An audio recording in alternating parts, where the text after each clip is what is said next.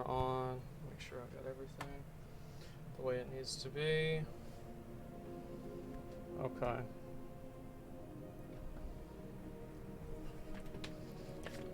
Let's see if this is working. Okay, yeah, it is. All right, we're good. Are we, everything good? Yeah, all right, cool. Clean your bank. Bro, this is clean. The bank is clean. What are you talking about? I put a lot of time into that. All right, so we need more bank space. True, they haven't changed it hardly at all. Let's go back over, see if I can find this real quick and get back into it. What's with your bank? Yeah, that's normal. And also, I'll pull up some of the stuff that I saw a minute ago.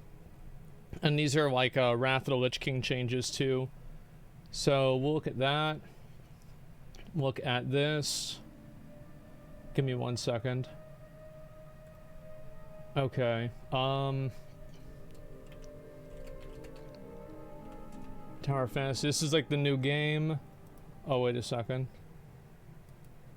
I guess I'll watch this. This is the game that's coming out. Maybe I'll watch the Force Gaming one. I don't know which video is ideal. I don't know. The Riot MMO World video? Yeah, I guess I probably should maybe watch that today. I'm not sure. It depends on what we have time for, okay, guys? Yeah, I'm not 100%. Okay. So, let's see here.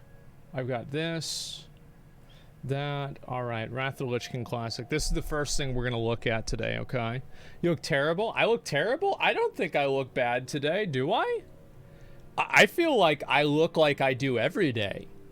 I think this is pretty much normal. Yeah, like if I look terrible now, guys, it just gets worse. Yeah, this is as good as it fucking gets. Anyway, so we'll go over and I'm gonna read some of this stuff, and I guess let's see, what are some of the other topics that we need to go over today before I forget. So we've got the, yeah, what are you guys thinking? So there's the SOAR stuff, there's that, there is Aiden Rosking SWAT. No, I think the more attention you give to that, the more it happens.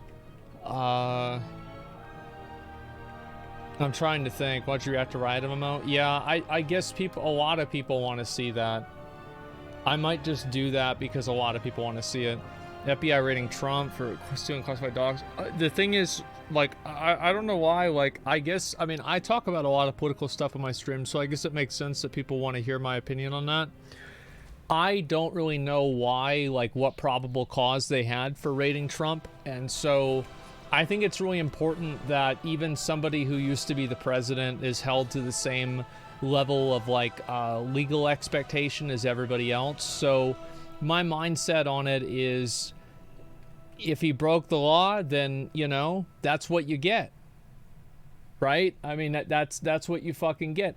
And if you didn't, then it sucks. So they got a warrant, and there's a, like I don't know enough about it. I think that most people don't know enough about the topic, and they're just giving their opinion on it based off of their existing political affiliation. So if it's a Democrat, they're happy that it happened because they hate Trump, and if it's a Republican, they think that it's a misuse of government power, and it's one step away from being a, you know, a fucking banana republic or something like that. So I don't really know, and I don't know enough about it to have an opinion. That's really just the truth. I don't have a hot take on this or anything.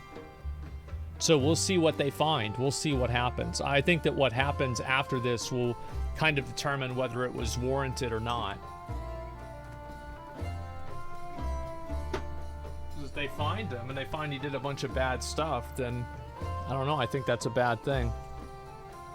I also think that there are a lot of people that are, you know, like conservatives that are, they're ride or die with Trump. I think that's stupid.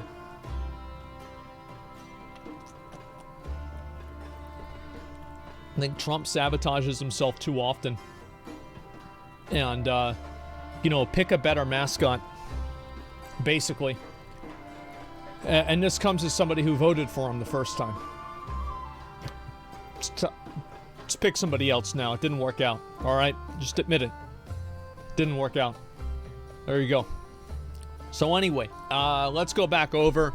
We're going to look at this first. Now, this is a developer update about Wrath Classic. Now, as you guys know, Wrath of the Lich King was the most popular expansion that Blizzard has ever made in terms of the amount of people playing it. This was at the peak of WoW's popularity, and it also introduced a lot of the things that began its decline, whether that's the Dungeon Finder, multiple raid difficulties, or other types of just little bits of bullshit that eroded the game, like the 5-man dungeons, like having to do like 7 of them a week and just weird shit like that. So anyway, we're gonna go ahead and look at what Blizzard says about the game. And so, how everybody, now that we've announced Wrath of the Lich King Classic will release on September 26th, we want to give you an update on some of the items we've been collecting feedback on since our beta has begun. So raid lockouts. We've decided that lockouts should be shared between heroic and normal versions of the raid, but not between 10 and 25 player versions of the raid. So basically, you can do the raid twice a week and not 4 times a week. Back in Wrath of the Lich King, you could do 10-man, 10-man heroic, 25-man, and 25-man heroic. You could do all 4 of those raids in one day, or sorry, in 1 week, or 1 day if you had enough time. Now that is no longer the case. You have to actually decide which one you want to do, normal or heroic. I don't really know how I feel about this, to be honest with you. I don't know. I mean, what do you guys think about this? It's like, does this help the game? Does this make the game better? I don't know if this, like, I don't see a positive for this. Less content's always bound. Yeah, I only changes 1 raid. It changes 2 raids because you're talking about Trial of the Crusader and you're also talking about ICC. So it would change both of those raids. So why lock normal and heroic and not 10 and 25 man? I don't know. I think it's because people, like 10 and 25 man are like different gameplay, but like heroic and normal are different gameplay too. So like that doesn't make sense either. I don't know. Really don't care, to be honest. Yeah, it's... Old War doesn't have a normal and heroic feature. That's not how it works. Seems like a time-gated decision than a game one. ICC was already like this, no? I don't think so. I think you were able to do ICC 4 times, right? Yeah, yeah, they changed it in ICC. So ICC was already like this. ICC, you could swap between bosses. I guess, I mean, if you can swap between bosses, it's not that big of a deal. This is the ICC change. Okay, okay. Yeah, it's been so long that I don't really remember. In general with this, I don't think it's that big of a deal. I mean, as you guys can kind of generally tell, I don't really have a very strong opinion on this. I don't really care that much about it, but, you know, whatever. I think that there's a lot of people, and this has been like something that's happened a lot with Classic ever since Classic, is that people, I think that to a degree, they begin to split hairs with like, oh, well, is this more like the original experience or is that more like the original experience? And you're trying to create something that's like, again, a different memory in everybody's minds. And so it's very hard to do that. And I think if they're going to go with this strategy, it seems fine to me. If they're going to go with the other one, that seems fine to me too. I don't think it's really that big of a deal in general. Our original concern was with players feeling required to do the same raid multiple times per week in order to keep up, but this came as more of an original experience from TOC than from Naxxramas.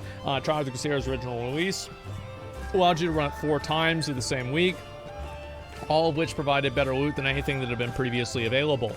Yes, and that sucked, which created enormous pressure to run all 4 versions in order to leapfrog over Old War loot. That's exactly right.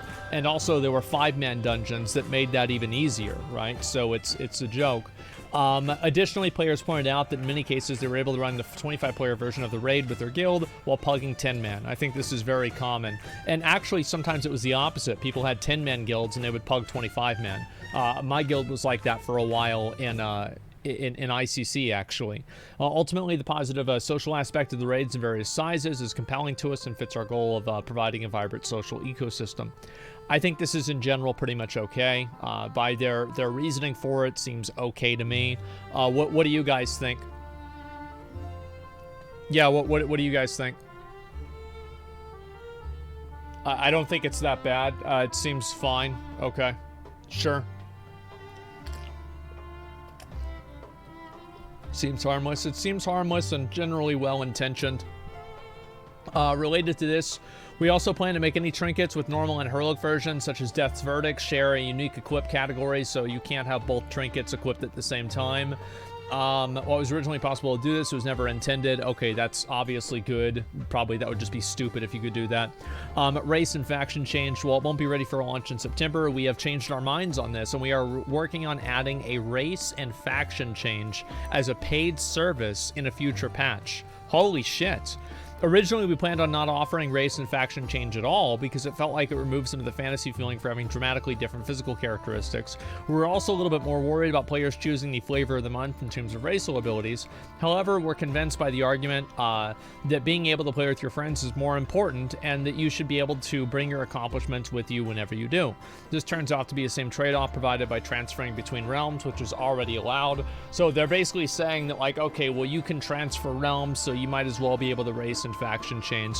I think ultimately there are a lot of like goals that like Blizzard had, and like especially with like, you know, vanilla classic WoW, faction balance and like faction pride I think is a lot higher because you have a lot more world PvP, you have a lot more contested areas. But whenever you go to Burning Crusade and Wrath, and I think Onward even more so, most of the time the game becomes more of a queue simulator, right? You are seeing more people waiting around in the city, less people out in the world, and so it becomes more important that you can play with your friends and do the things that you want to do. So I think this is pretty much fine. They had faction changes in Vanilla Wrath as well. Yeah, I think it came out somewhere around like Ulduar or TOC, somewhere around there. It was a long time ago. Faction change helps balance. It worked before, right? Yeah, it definitely did.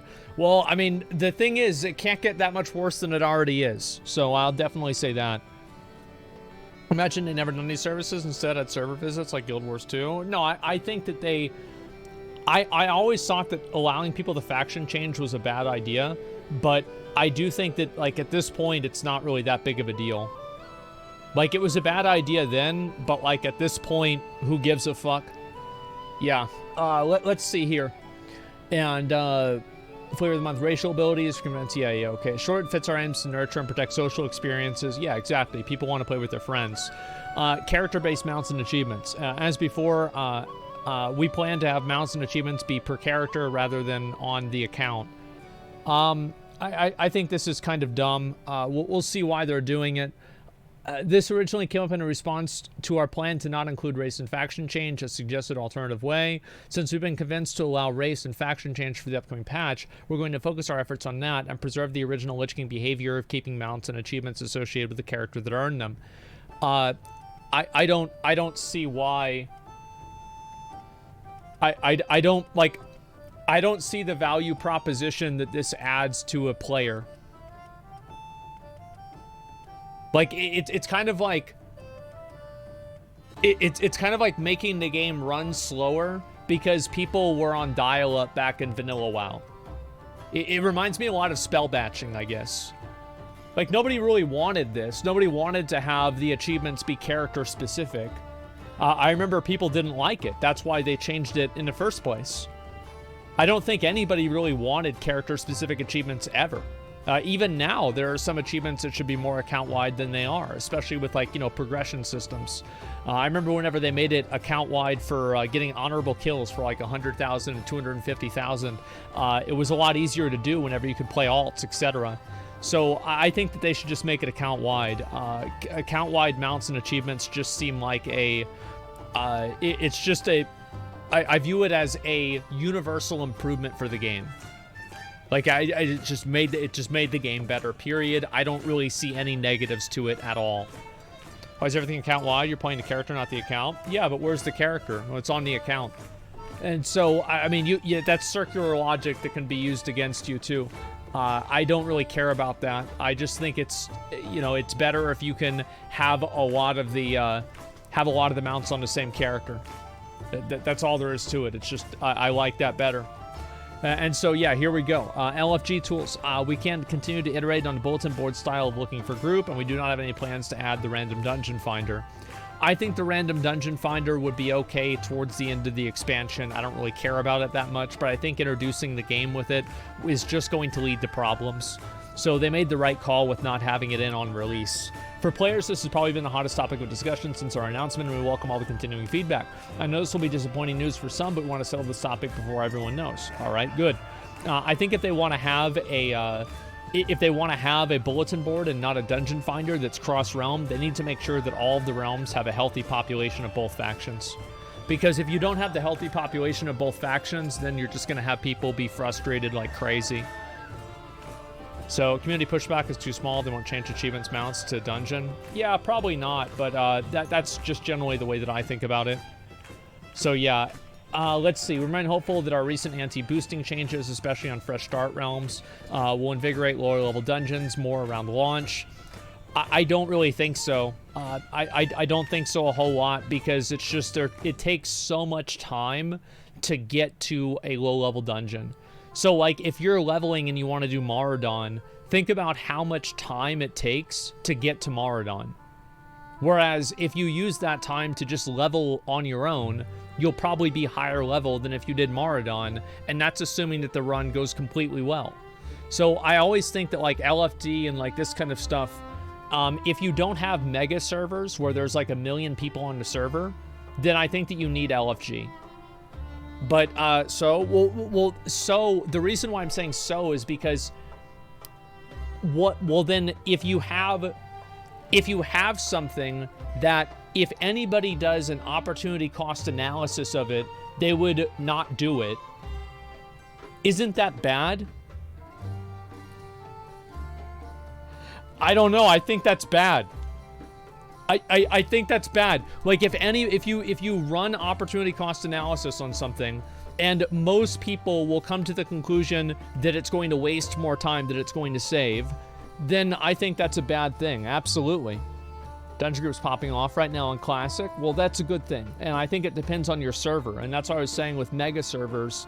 And that's the way I think all servers should be. I've been very adamant about this. I think that servers are a technological limitation. I do not think that they enhance gameplay. I think that for some people they do, because they like being the top X or Y on the server. But just by the nature of what that is, it's a very small amount of people. And I think that for an average player, playing on a server with a lot of people on it has more positives than negatives. And I'd like to see more large-scale servers in general. Dungeons are only popping off because experience bonus. That's true. Yeah, that's probably a big factor. Dungeon Finder only caters to asocial players. It's good if they don't implement it. I don't really think that people are being super social whenever they get into groups in general. Whenever I would join groups in Classic WoW, I didn't really talk to a lot of the people whenever I played on my alts. Like, this is like off stream, like not whenever I'm doing it on stream. Obviously, that's a different thing. But I'm just saying, like, off stream on a random alt, people don't really know who I am. There's not really a lot of like social experience that happens in general. I think that a lot of the social experience that happened back then was a product of the fact that you were this is the first time you were able to interact with other people on the internet in a fucking open space in a video game, and it was 2006. Now you're doing that all fucking day, and people want to stop doing that because it's so fucking exhausting through social media.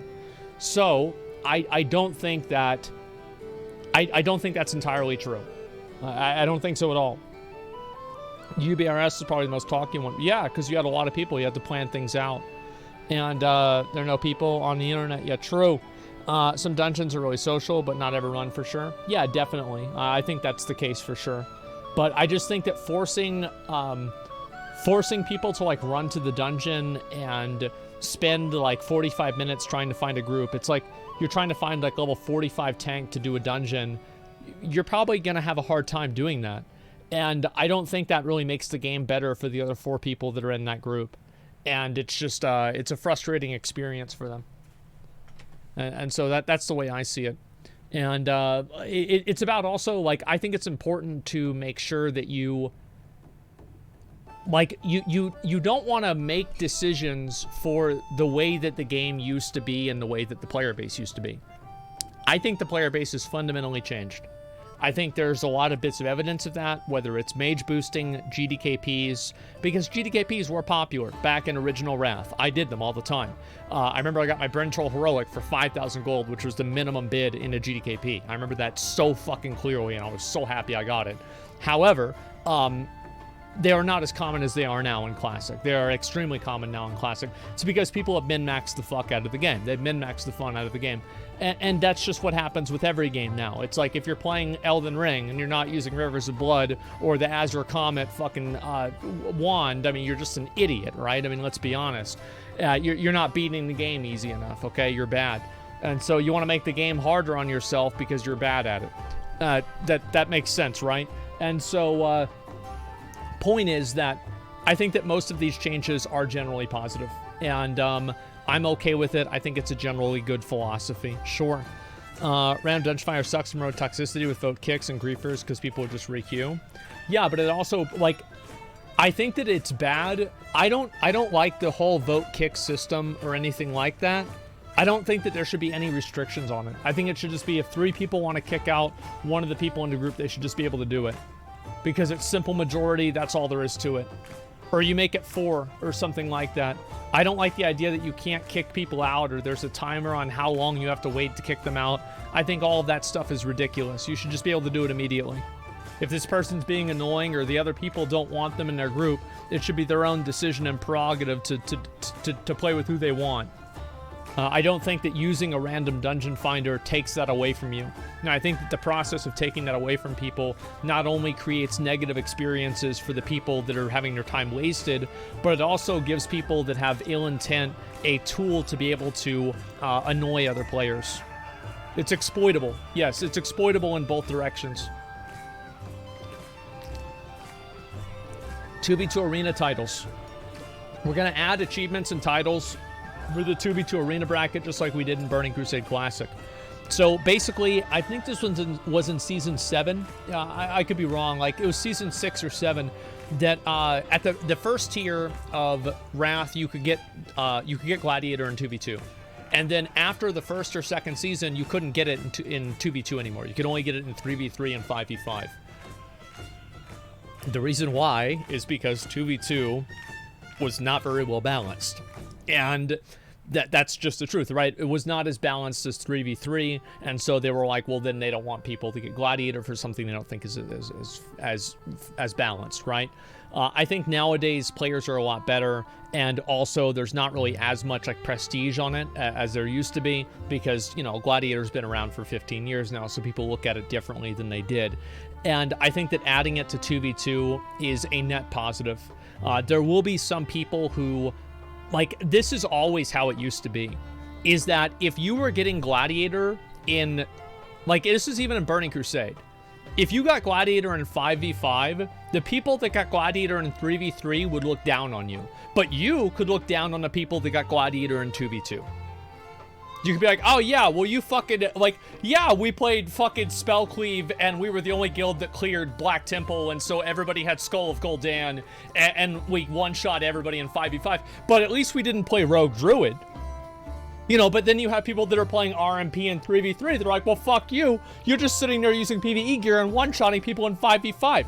So it's like you had a totem pole of, like, egos with Gladiator titles. And so I don't see the problem in continuing that in Wrath. It seems fine to me. Yeah, it seems totally fucking fine to me. And so I'm okay with that. Yeah, well, you're running RMP. Yeah, or whatever, right? Sure. I agree the points are reasonable. Classic WoW isn't catered towards reasonable people. I think that it generally is. I think so.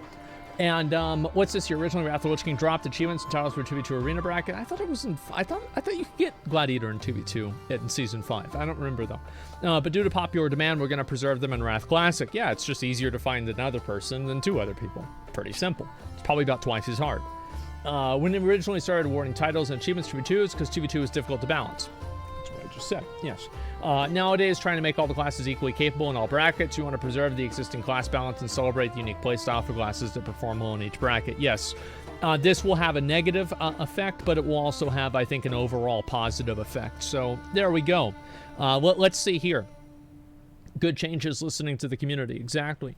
And raid lockouts are being overthought. It was one raid that had 4 lockouts. ICC had dynamic difficulty, TOGC. I think Trial of the Crusader, like, I'm going to be honest. I wish that they released TOC before Old War, and they just swapped the item levels. Because I didn't like how Trial of the Crusader completely invalidated Old War. I thought it was stupid. I would have loved if they made it to where, like, it went, like, Nax, TOC, Old War, and then ICC. I would like that more because Old War and ICC are more fun, and I feel like there's almost no reason to do Old War after TOC comes out other than getting Valinir or like some of the achievements. And so, yeah. And WoW used to be good, and I should dog out Shadow's former self. Well, this is the former self right here. That's what I would say.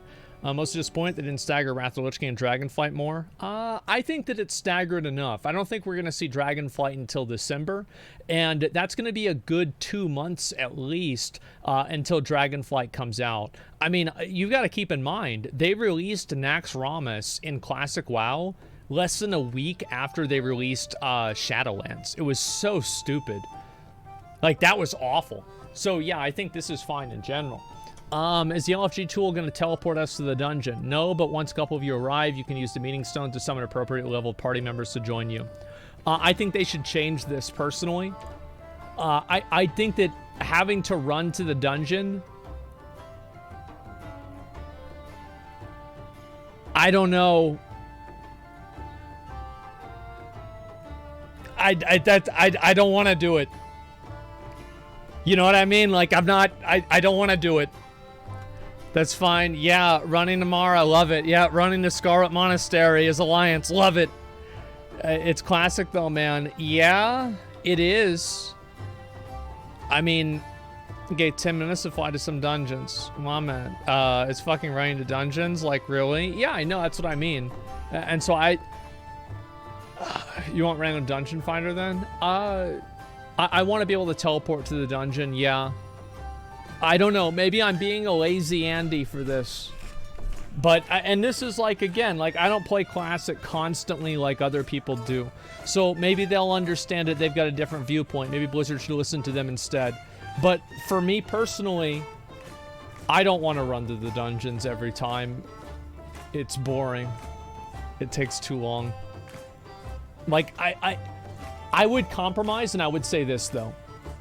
I would be fine if you allowed people to teleport to the under 80 dungeons, or the under 70 dungeons. So, for example, like, you could teleport to Scarlet Monastery, but not to Gundrak. Because, like, that's what really takes a lot of time, is, like, traveling in the old world. Traveling in Northrend is not that big of a deal.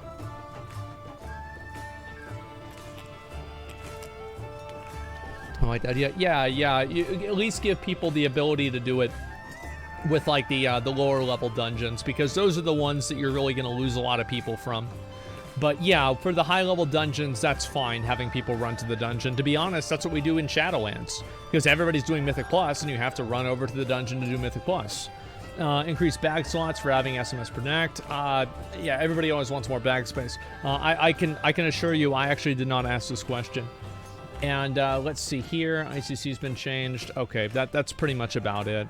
Just looking at all the rest of this. So what do you guys think about these changes with Wrath of the Lich King Classic? You guys think these are positive? Is this, you know, a W or an L? I think this is generally a W. Like, this is a... I think that all of these topics are... Every decision that Blizzard makes will have a list of positives and a list of negatives. I think that in general, with these changes, the list of W's is larger than the list of L's. And the only change that I really dislike, I don't really care about running to dungeons. Like, it's not that big of a deal one way or another, right? Like, I don't... Like, I would prefer if you could do this for, like, lower level dungeons, because I think it would help get more people into them. But I don't really care that much. The main thing that I do care about is this. I think that they should make account-wide mounts and achievements.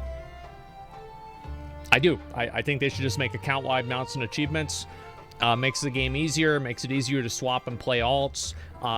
You earn the mount. I mean, you already got the mount. Why can't you use it on your other characters? I don't see why. I mean, the only reason we didn't have this in original Wrath, probably, I guarantee you, if they could have done this in original Wrath, they would have. It probably was just a technological limitation. They didn't add this until sometime in Cataclysm. So yeah, yeah, the classic players all have alts. Yeah, like if you get invincible on like one character, like who cares you ride on the other character? You earned invincible, you got invincible, or you bought it in GDKP, right? So there you go. And share the link, please. Oh, it's just on Wowhead. Yeah, L, no account-wide achievements. Yeah, that's the way I see it. Cosmetic can be purchased by alts to be unlocked by another. I don't think so. I mean, like, why put something like that? No, you don't need to do that. And so, yeah, just go ahead and give people account-wide stuff. I've been a big advocate for account-wide stuff in Dragonflight as well. Let's see here if there's anything else that's worth looking at, and then we'll look at a couple of videos and stuff like that too. Let me see if I can find this. Cosmic Flux gains, okay. Dragonflight Alpha notes. Okay, that's right. This is the one that I wanted to find. And, so, they've made a lot of changes, obviously, with all the classes. We're not going to look through every single class change. We're just going to go down to the bottom here, and we're going to see what they've done with Soar. Where is Soar? Soar cooldown. Okay.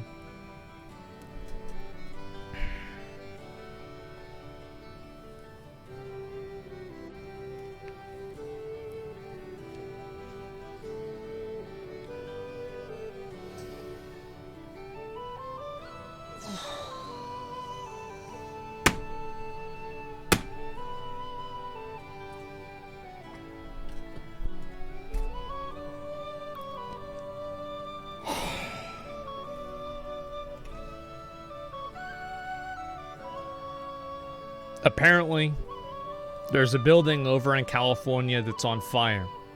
And the people inside that building are monkeys. And the only thing the monkeys have to put out the fire is gasoline. I do not understand why this is happening. I don't get it. I genuinely do not understand this.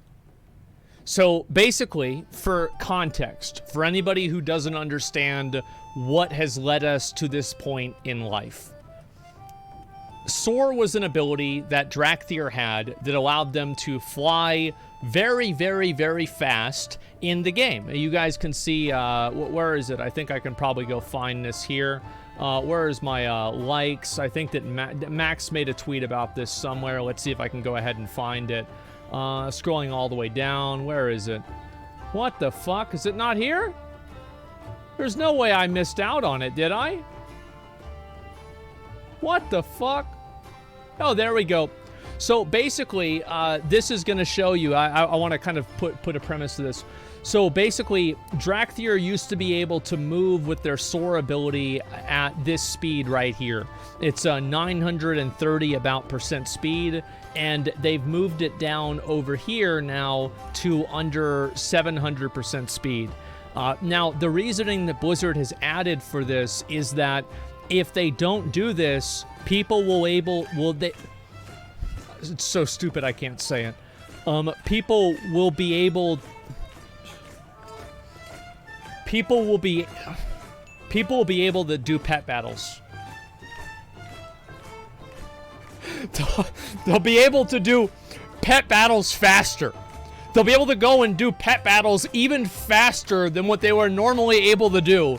And they will be able to go from fucking an old world dungeon to another old world dungeon more quickly than another character. And that's going to cause them to be able to, I don't know, like have some sort of fucking advantage. And then if they allow this to be in the game, well then everybody's going to have to play Zackrawrr because everybody's trying to do their pet battles. And, you know, if you try to do your pet battles and you're not playing Zackrawrr, I mean, you're wasting so much time It's just outrageous. And so, you know, for the sake of the betterment of the game, Blizzard has nerfed this. They've made it to where you can't move so fast because they don't want to devalue the integrity of being able to farm Grim Batal for a fucking transmog green.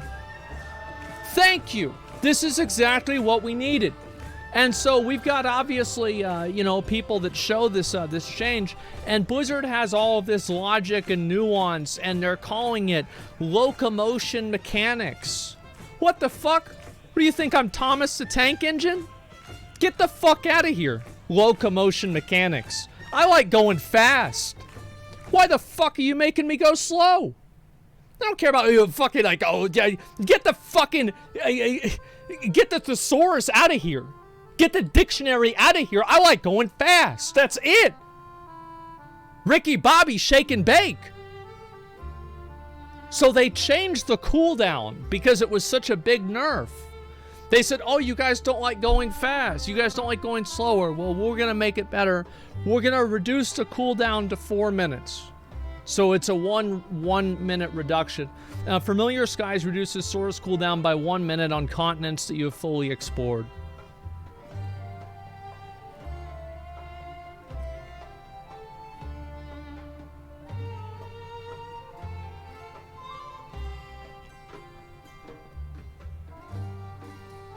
I don't know why Blizzard, every expansion, has to find some irrelevant, pointless, meaningless hill to die on. Every expansion. They did it with Legion Legendaries. They did it with Azerite gear and BFA and corruptions and also essences and also benthic gear and also I think there's probably another one that I just can't think of right at the top of my head. And they did it with fucking covenants in Shadowlands. Now, finally, now we have something that's really cool, and you nerf it, and the solution, had nothing to do with how often you could do it. It had to do with how fun it was whenever you were doing it. You could make it not have any cooldown at all, and it still would be the same thing. There is no ripcord. Yeah, this is a Lizard situation. Yeah, yeah, not Blizzard, Lizard, because all they're doing is taking L's. Thanks, Lizard. Holy shit. I don't understand this at all. Someone call Bobby. It's ridiculous. It's ridiculous that this is even a conversation. Like, it is ridiculous that Blizzard wrote out a fucking thesis about why players were wrong for having fun because they liked going fast, and how it was so important to the game. Guess what? I'm going to say this again, because, and I know that some people go, oh, but it doesn't matter. Oh, but it doesn't matter. Yes, it fucking does, and here's why. The reason why it fucking matters is because it is an indication of their philosophy. If this is a hill that they're willing to die on for something that gives no player power gains, no fucking advantages in the game, it's nothing but fun. And if they're gonna go and say that this is a hill that they're willing to die on, just wait until what they're gonna do next. Just wait for that. This is fucking stupid. Nobody wants this. Why are you doing this? What is the point? Why? Who wins here? Why is this even happening? Why is this it's fucking Groundhog Day. Every fucking expansion, there's some stupid fucking thing that everybody knows is fucking stupid. People say it's stupid the whole fucking expansion, and finally, the 0.2 patch comes along, and Blizzard says, we hear you. Motherfucker, stop. Just fucking change it before you have to do that. I don't want to have to wait a year to use dragon riding in the old world. I don't want to have to wait a year because you know you're gonna do it. Everybody knows you're gonna do it. And if you don't do it, you're a fucking moron for not doing it. So just let us use dragon riding everywhere. Unnerf Sora and let everybody do it. It'll be fun. Then everybody can gain an advantage with pet battling. Well, I'm sure that'll break the game. Well, good. If that breaks the game, it deserves to be broken. Holy shit. That's why it matters. It's the philosophy.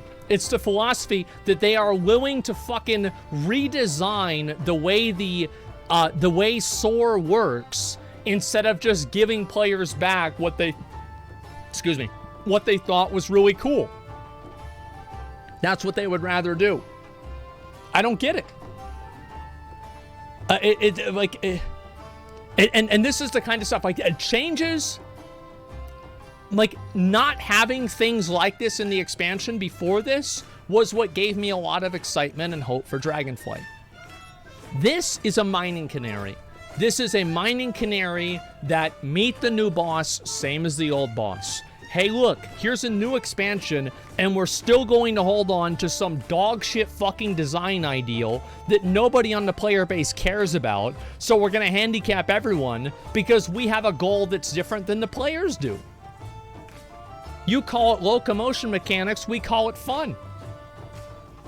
I wonder which one matters more. I'm so annoyed. I'm so mad.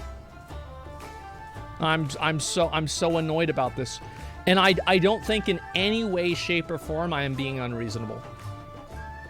I think that the fact that they don't just allow everybody to have dragon riding all over the world is ridiculous. It's clear that you can, because Zackrawrr can do it. So it's not like you can tell me, oh, we can't do that. You can. You absolutely can. Zackrawrr can do it already. There's no reason.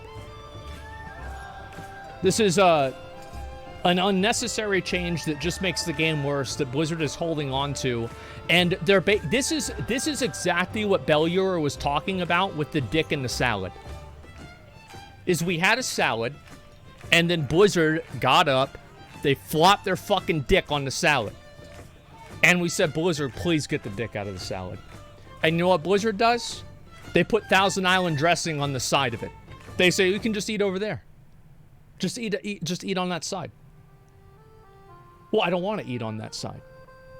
Get the dick out of the salad. Stop it. Stop wasting our fucking time. Stop spending development time. Stop spending everybody's fucking sub money on this bullshit. Please. Drives me ape shit. I can't believe it. None of us are eating a salad. I don't give a fuck, okay? There's a KFC Famous Bowl. You ever eat a KFC Famous Bowl with a dick in it? No, you haven't. It's the same thing. It doesn't matter. I hope Blizzard changes this. The fact that they're trying to fucking, like, redo this, it just goes to show how just, it's beyond words. I could say that, but I've talked about it for 20 minutes now. It's clearly not beyond words. But it's frustrating.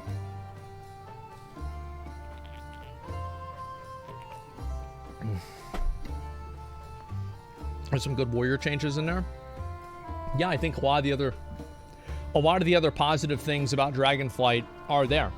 I think that there have been a lot of positive things about Dragonflight, and I think that's why this is such a shock to me, and why this is so stressful and frustrating to me, because I think that this is the same mindset that Blizzard has had whenever they added the corruption vendor of BFA. This is the same mindset that Blizzard had whenever they added some weird, stupid system instead of just making essences account-wide in BFA. This is the same idea that they had with having conduit energy in Shadowlands. It's the same reason why, remember back in at the beginning of the alpha of Shadowlands, whenever they didn't allow you to use your Shadowlands abilities whenever you were in, whenever you weren't in the Shadowlands? You couldn't use your Shadowlands abilities unless you were in the Shadowlands on the first iteration of the game. People complained about it, and they added that back in, but this is the mindset they have. So I just want them to just make the game fun. Just make the game fun, that's all. Just do that, that's all you have to do. Drives me crazy. Blizzard's their own worst enemy. Exactly, yeah. Yeah, they're their own worst enemy. They're literally their own goalie. They're kicking the ball into their own goal. They're like, hey, we have something really cool, and now we ruined it. Haha. Why? What's the point of this? I don't understand it. Yeah, and then cheering afterwards and being like, oh, well, we didn't really kick it into our own goal. I mean, it's like gravity, right? Like, shut up. I just want to have fun. Yeah, just stop it. Stop it. And so, yes, dragon riding updates. We've retuned the turn rate to lessen its impact. I think also, again, my opinion is they should completely unnerf Soar in all ways, and they should allow people to use dragon riding in all areas of the game with no restrictions whatsoever. That's what I think they should do. Let's see here. Addition, we've improved the hotbars, so they've made dragon riding just in general better, and that's about all there is to it. That's good. Yeah, why not? Exactly. Yeah, why not? Just let people have fun. It's fun. Let people have fun. There you go. And so, yeah. Let's see. And so that's probably the main thing that I've wanted to maul about today. Other than that, let's go back over. We're going to talk about a new MMO. Now, actually, I'm not ready to do that one yet.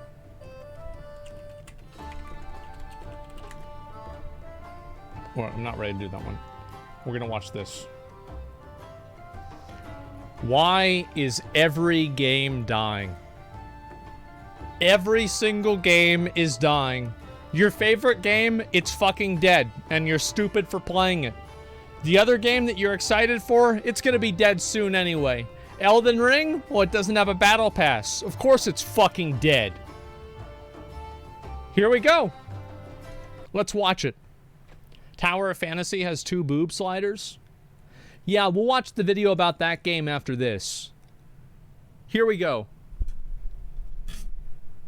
If you've been paying attention over the past couple of years to the world of video game reporting, you may have noticed a trend concerning the health of recent releases. Let me show you what I'm talking about. Halo Infinite Steam player count falls below Halo Master Chief Collection. Apex Legends revenue figures reveal massive drop in popularity. Star Wars Battlefront player count is poor, dominated by Fallout 4. New World has lost almost 90% of its players since launch. I love how, like, half of these titles were probably influenced to some degree by one of my videos.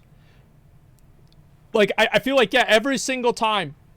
Like, the New World, like, I would check the fucking player count for New World every fucking day. And for Lost Ark, every fucking day. For Elden Ring, every fucking day. Need I go on? Yeah? Okay. Realm Royale lost about 95% of its player base. The Division player count has dropped 93%. For Honor now has 95% of its player base lost, worse than Division 1. Anthem's player count paints a very grim picture. Lost Ark peak players down 80%. Elden Ring concurrent player count has dropped dramatically, almost 90% losses. Bro, like, if they had some more, you know, maybe some honing in Elden Ring, maybe they had a battle pass, you know, some new bosses, you know, new skins that you're able to buy on the store, some shit. Like, I mean, there's gotta be something, man.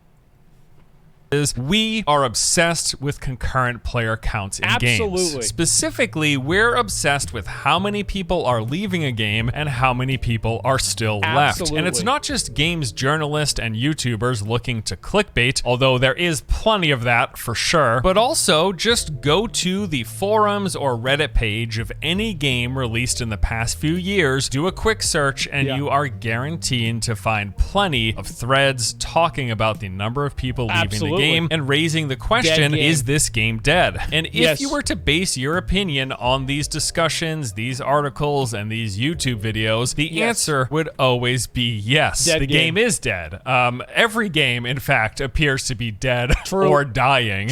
So, like, okay, what's going on here? Because that, you know, that doesn't make a lot of sense, right? Well, I think there's a lot of different elements that go into this fixation on player count, but also many reasons why we continue to see example after example of new game comes out, is popular for a time, but then loses 70, 80, 90% of its players shortly thereafter. Some of the reasons are simple, like, you know, people just stop playing games, but some of them are a little more complex. And one assumption that I just want to clear up immediately is this idea that player count decline is a direct indication of a bad game. Just no, it's not. It can be the consequence of a bad game. I think that I think it depends on a lot of factors. So, for example, people stopped playing New World because it sucked. They stopped playing it because it was a mindless grind fest that had no respect for their time. That's why. That's the big reason. Obviously, some games are going to go down, and also it depends on the genre. I think that it's a good method of comparison in my mind is comparing games of a similar genre. So if you're comparing two MMOs, and one MMO lost half of its player base in 6 months, and the other one lost 95% of its player base in 6 months, I think you can probably make an assertion there. Same thing with a lot of other games. But across, like, different types of games, sure, yeah, it's harder to do that. If you release something that people are at first excited for, and then they jump in and realize it's not so great, yes, they will leave, and that is some of what is taking place here. But also, it doesn't matter if a game is total trash or if it's fantastic. Nearly every game, actually, will have a rather dramatic decline in player count eventually. There are, of course, some exceptions. Games that come up and post-launch will steadily grow. Fortnite was one such a case. When Epic released the Battle Royale spin-off of their PvE Horde mode game in July 2017, not a lot of people were playing at first, but then in the following months it saw massive growth, becoming, at least for a time, one of the biggest games in the world. But these are outliers, and not every game can have Fortnite or Minecraft or vanilla World of Warcraft levels of post-launch growth. And even those that do inevitably see a decline as well. The record for largest peak player count ever recorded on Steam goes to PUBG. The game launched in March 2017, and then later that year in December reached a staggering peak of 3,236,000 concurrent players. Now, PUBG was so fucking fun back then. It was so fucking fun. Like, I am not gonna let, like, it was absolute garbage. Like, don't get me wrong. People getting shot through a wall, desync, bugs, players dying, character movement was terrible, gun ballistics were fucked up half the time, but holy shit was it fun. Today, it is down nearly 90%. Pathetic, right? Well, no, not actually, because that still puts them at an average daily peak at roughly 350,000 concurrent players, which most days has PUBG still in the top 5 most played games on all of Steam. So percentages can be deceiving. Like, yes, it has dropped 90%, but 90% of the highest recorded player count on the platform ever is still a very large number. And while we don't have Steam player it's kind of like people, I remember whenever Ninja was like really popular, and then like Ninja would be getting like 60,000 or 40,000 viewers, which like back then this was like at the top of Twitch, and you would have people and they would be like, wow, bro, Ninja fell off. Bro, Ninja's, like, his stream is dead, bro. Like, it's dead. He only gets 60K viewers now. Remember back, like, he played, remember when he played with Drake? He had 600,000. Now he's got 60,000. The guy is done. He's irrelevant. Meanwhile, he's still the most fucking popular gamer in the whole world at that point. Everybody knows who he is. But because, obviously, things go down, it changes. He still gets a good amount now. Exactly. But people look at it proportionally. It's like somebody who has, 10,000 viewers, they have 5,000 viewers, people are going to be like, wow, your viewer count, wow, your stream's dying, huh? But if somebody who has 1,000 viewers has 5,000 one day, same number, everybody's going to be like, wow, you're really on the come up. So I think it's about direction and trajectory more than the number itself. Because people don't want to invest into a game that they feel is going to die. Count numbers for every game, we can use Google Trends as a barometer. As imperfect as this may be, it does give us a general sense of things. For example, take a look at Minecraft, which to date is the highest selling video game in the world ever. It peaked in popularity in July 2013, which was about 2 years after release. It then progressively dropped down to an 80% decline, which occurred in October 2018. And although it has started trending up since then, it it is still at the moment a mere 50% what it was at its peak. We know from back when Blizzard published subscriber counts for World of Warcraft that game peaked at the end of Wrath of the Lich King in 2010. That was a solid 6 years of growth, which is very impressive, but ever since then, it has been a downward slide. So as you can see, even with amazing games, even with some of the biggest, most popular titles in the world, they all follow the same trend of losing massive amounts of players over time. We just have example after... It's like you contextualize that. Like, I don't know about Minecraft. I don't really play Minecraft. But like PUBG, the reason why PUBG lost a lot of players is because other games like Fortnite came out that offered roughly the same type of gameplay without any of the baggage. You could get in and out of games faster. The gameplay itself was more smooth and better designed. It was more innovative than PUBG in general, and it just played better, and it was also free. So a lot of people moved over from PUBG to Fortnite. So you can say that it's like, oh, well, these things just kind of happen, but the truth is the reason why they happen is actually because of actions that the developers take or don't take. And I think that WoW is the same thing. WoW, like in Cataclysm, whenever it lost subscribers, I think that there are very easy ways that you can say why those things happen. Same thing as Warlords of Draenor. So yes, obviously games will decline over time, and that's not necessarily evidence of it being unhealthy, but I think that at least with a lot of the games that we've seen and we talk about, evidence for why that happens is evident inside of the game if you understand what happened with the game in the time that it was released. Example after example. In fact, I think a perfect recent showcase of this would be Elden Ring. While some people may argue otherwise, this is clearly a great game. It is no doubt going to make its way onto most top 10 lists this year, and it's also bound to rake in many Game of the Year awards as well. This should be one of those titles that we can all point to as one of the better games to come out in 2022. Nevertheless, there are currently a bunch of articles and YouTube videos pointing out the fact that the game has lost a significant number of players, which is an accurate observation. Elden Ring peaked at about 953,000 concurrent players. Well, it's not an accurate observation at all. Now, obviously, the reason why it's not completely accurate is because there are going to be a lot of people that play Elden Ring on console, and you don't see them represented. However, I think that if you take a slice of an apple pie, the slice of the apple pie is still apple pie.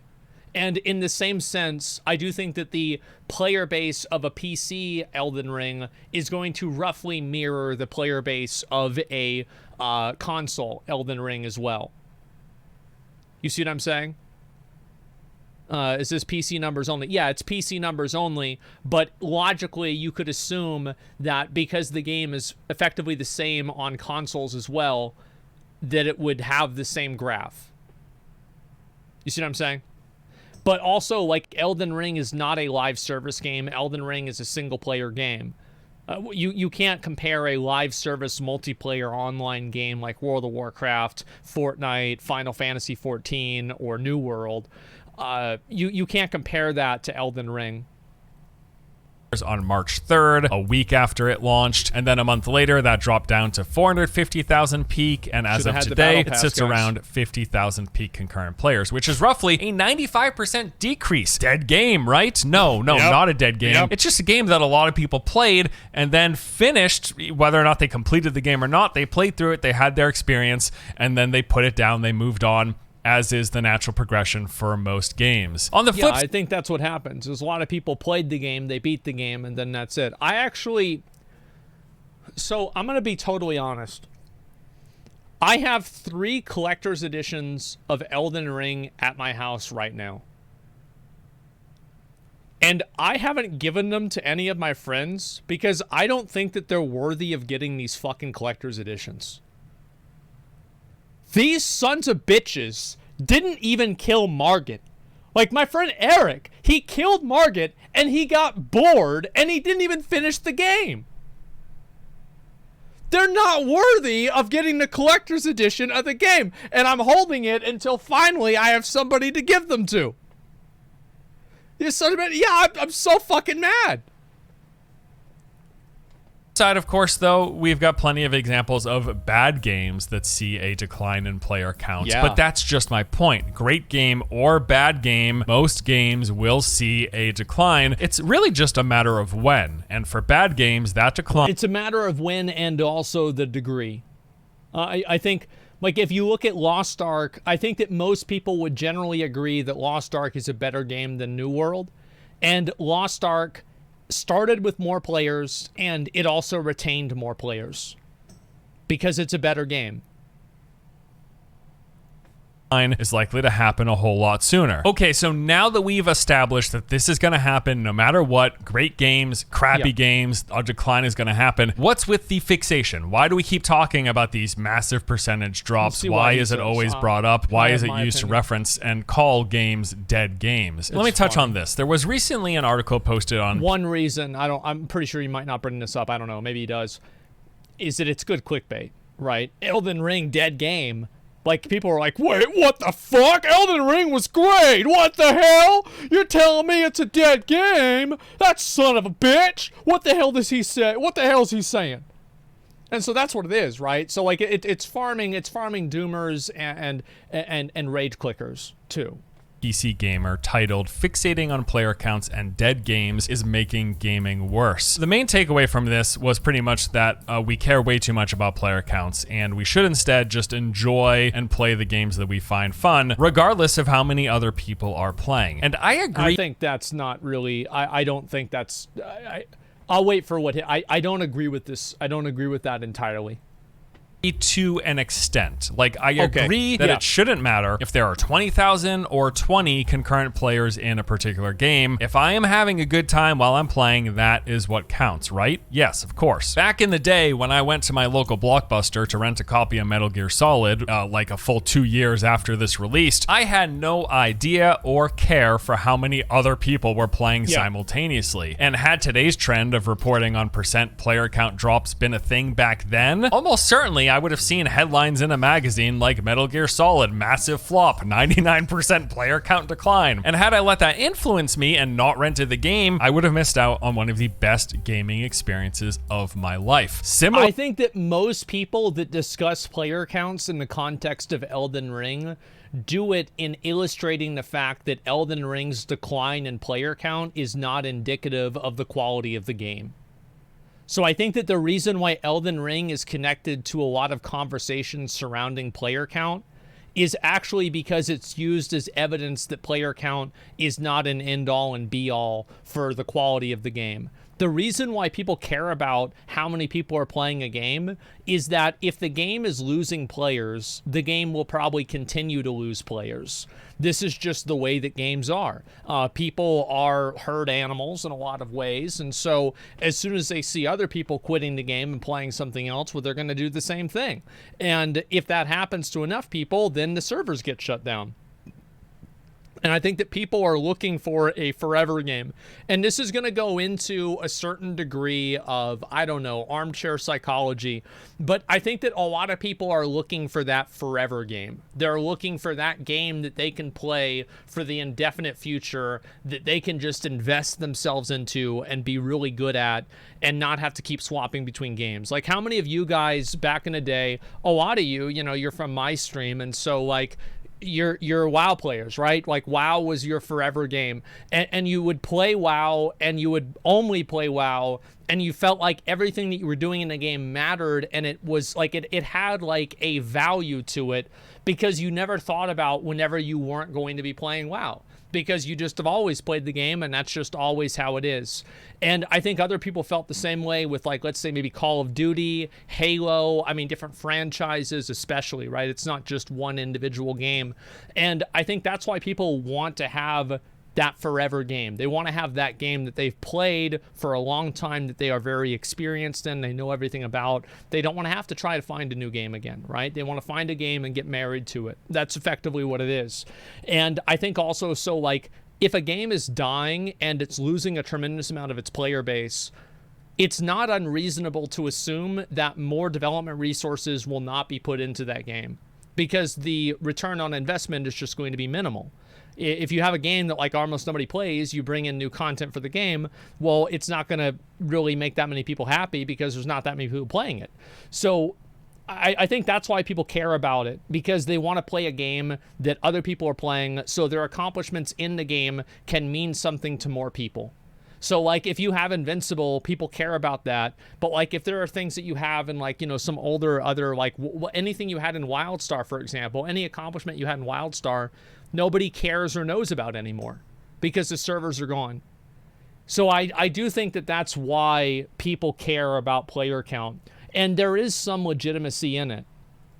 Early today, had I seen a 90% player count decline in Elden Ring as a sign that people didn't like the game and not played it, I would have been doing myself a massive disservice. Yeah. So I agree that we shouldn't let player count declines necessarily determine if we are interested and wanting to play a game. Yeah. That should not be a primary factor. However, while I agree with that, there is a big distinction to be made between that kind of game and these online only or games as a service titles. Exactly. Because player counts and growth or decline. Yeah, single player games versus online concurrent like service games, like online service games are two different things.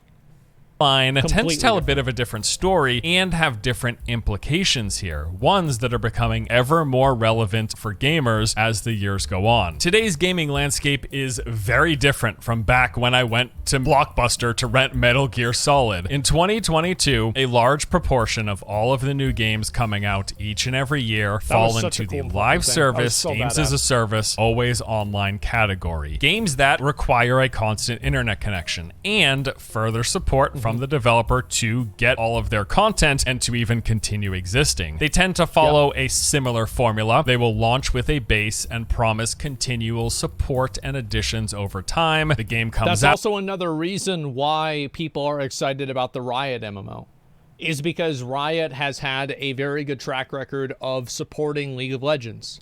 They've had a very good track record of supporting Valorant. They support Teamfight Tactics, wherever the fuck that game is. I don't play that. I don't play League either, but I mean, I played a lot of Valorant, or not a lot, I played Valorant a bit. And I think that's why people get excited about certain different studios doing that, because they have kind of a established precedent for how they will treat a live service game.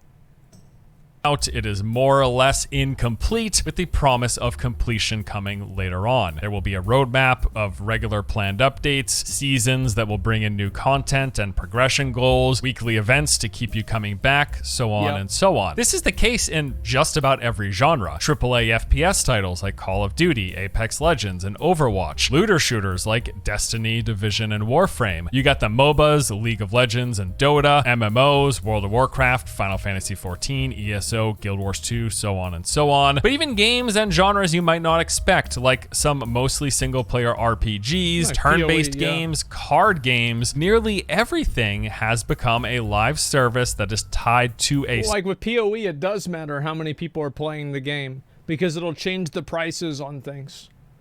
Like at the beginning of a league, pricing is way different than in the middle of a league. Server, and promising that there will be more of the game to come. And for these titles, if there isn't an active player base spending money or new players buying the game to fund further development, update plans might get delayed or even canceled altogether. That content roadmap that they launched with, if not enough people bought and are playing the game, just forget about it. It might as well have been a hallucination. So when a new game launches and the player base tanks, there is a significant chance that promises the developer made about what the game will include later down the road, they are going to change. And for this happened with WoD. Like, I genuinely believe that Blizzard had a lot more plans with Warlords of Draenor, but because the expansion was received so badly, they just scrapped it and they moved on to Legion. I think this is also probably what happened. You know, people say like Jar Jar Binks was supposed to be a Sith Lord. I looked at some of the evidence for it, and I find it to be substantial. I think that it's true. And so you do have, I mean, and this is not, the reason I made that example is like, I think that this is not something that's exclusive to video games. If people see that, watch the videos. I thought it was bullshit too until I watched the videos. It's legit. I'm not even kidding you. I think that it's substantial for anywhere, right? They're going to redirect the game if it's not going well or it's not going over well with the audience. Reason, it is probably best not to purchase a game based on what is promised to come, but based on what is currently in the game. But it's also for that reason that I think players are so keenly interested and constantly talk about concurrent player counts. But not getting like some future promise updates or content patches or DLC or expansions, that's one thing. Even worse is games just getting shut down. Being a lifelong fan of like MMOs, I have seen this a lot. Games that I've had an absolute blast playing over the years, like WildStar, Warhammer Online, Firefall, EverQuest Next Landmark, all of these and many more are dead. But not like LOL, the player base is dropping, haha, dead game, rip XD. Yeah, no, like literally dead, as in they don't exist anymore. In most cases, of course, this happened because the game didn't have a large or active enough player base to fund and sustain the game's development. And yeah, this has been occurring in the MMO space for a long time. We are used to it. But recently, in the past few years, it has started to creep into other more mainstream parts of gaming, as these always online titles in other genres have reached the end of their financially viable to keep afloat cycle. Just last month, Ubisoft announced plans to shut down online services for 15 of their games. These include 5 Assassin's Creed titles, Far Cry 3, Splinter Cell Blacklist, really Prince of Persia, The Forgotten Sands, and a handful of others. And we've seen some other very high-profile examples of games from big studios shutting down in recent years. Epic shut down Paragon in 2018. 2K shut down... I don't know if he's going to use this example, but Heroes of the Storm is all but shut down. Like, they effectively shut down Heroes of the Storm. They're not developing the game anymore, hardly at all. It's just on maintenance mode. And why did that happen? I think that if Heroes of the Storm was as popular as League of Legends, it would not have happened. It's because people didn't play it.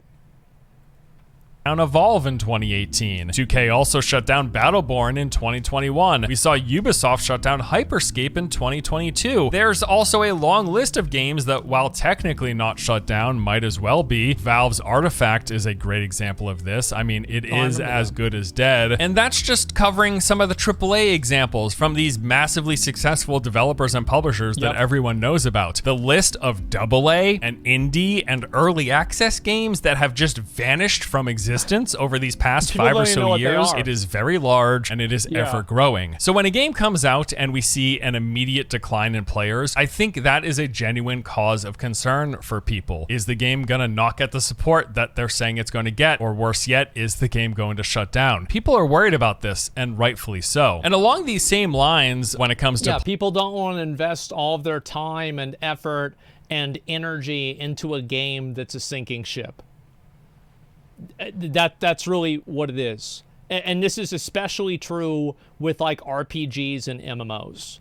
Nobody wants to start playing a game that is dying because it's a dying game. I mean, all of your time is going to eventually not matter, and it's mattering to a shrinking amount of people, and that's it.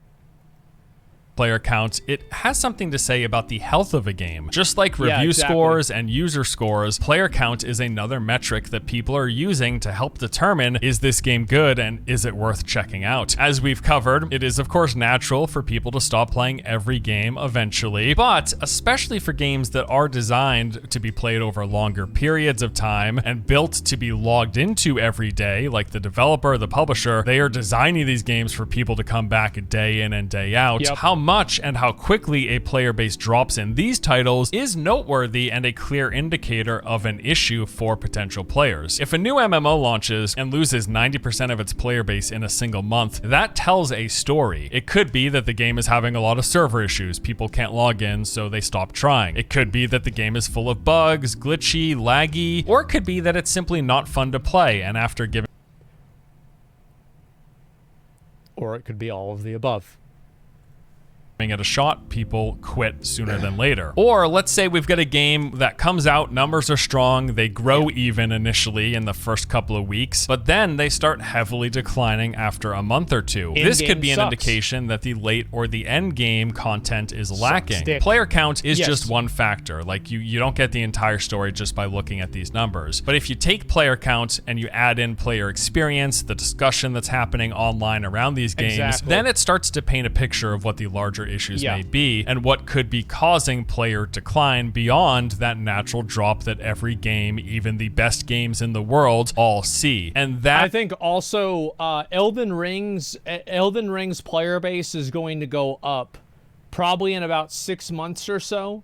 I think that you'll start to see the player base go up, because at that point there will be enough mods generated for the game that people that are hardcore players and like fans of the game and that type of game, they will be able to go through the mods. It's the same as with Dark Souls 3. What kept Dark Souls 3 alive until Elden Ring is that Dark Souls 3 was the foundation that every modder made their Dark Souls version of the game off of. So, you know, you had the Convergence mod, you had the Hollow mod, you had Daughters of Ash was Dark Souls 1, but you had Cinders, and I played through a lot of these.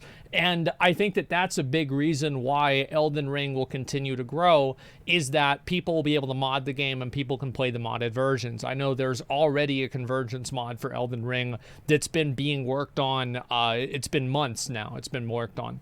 And so whenever that comes out and other people start modding and changing the game, that's whenever you'll actually see more content. And also whenever inevitably DLC comes out for Elden Ring as well.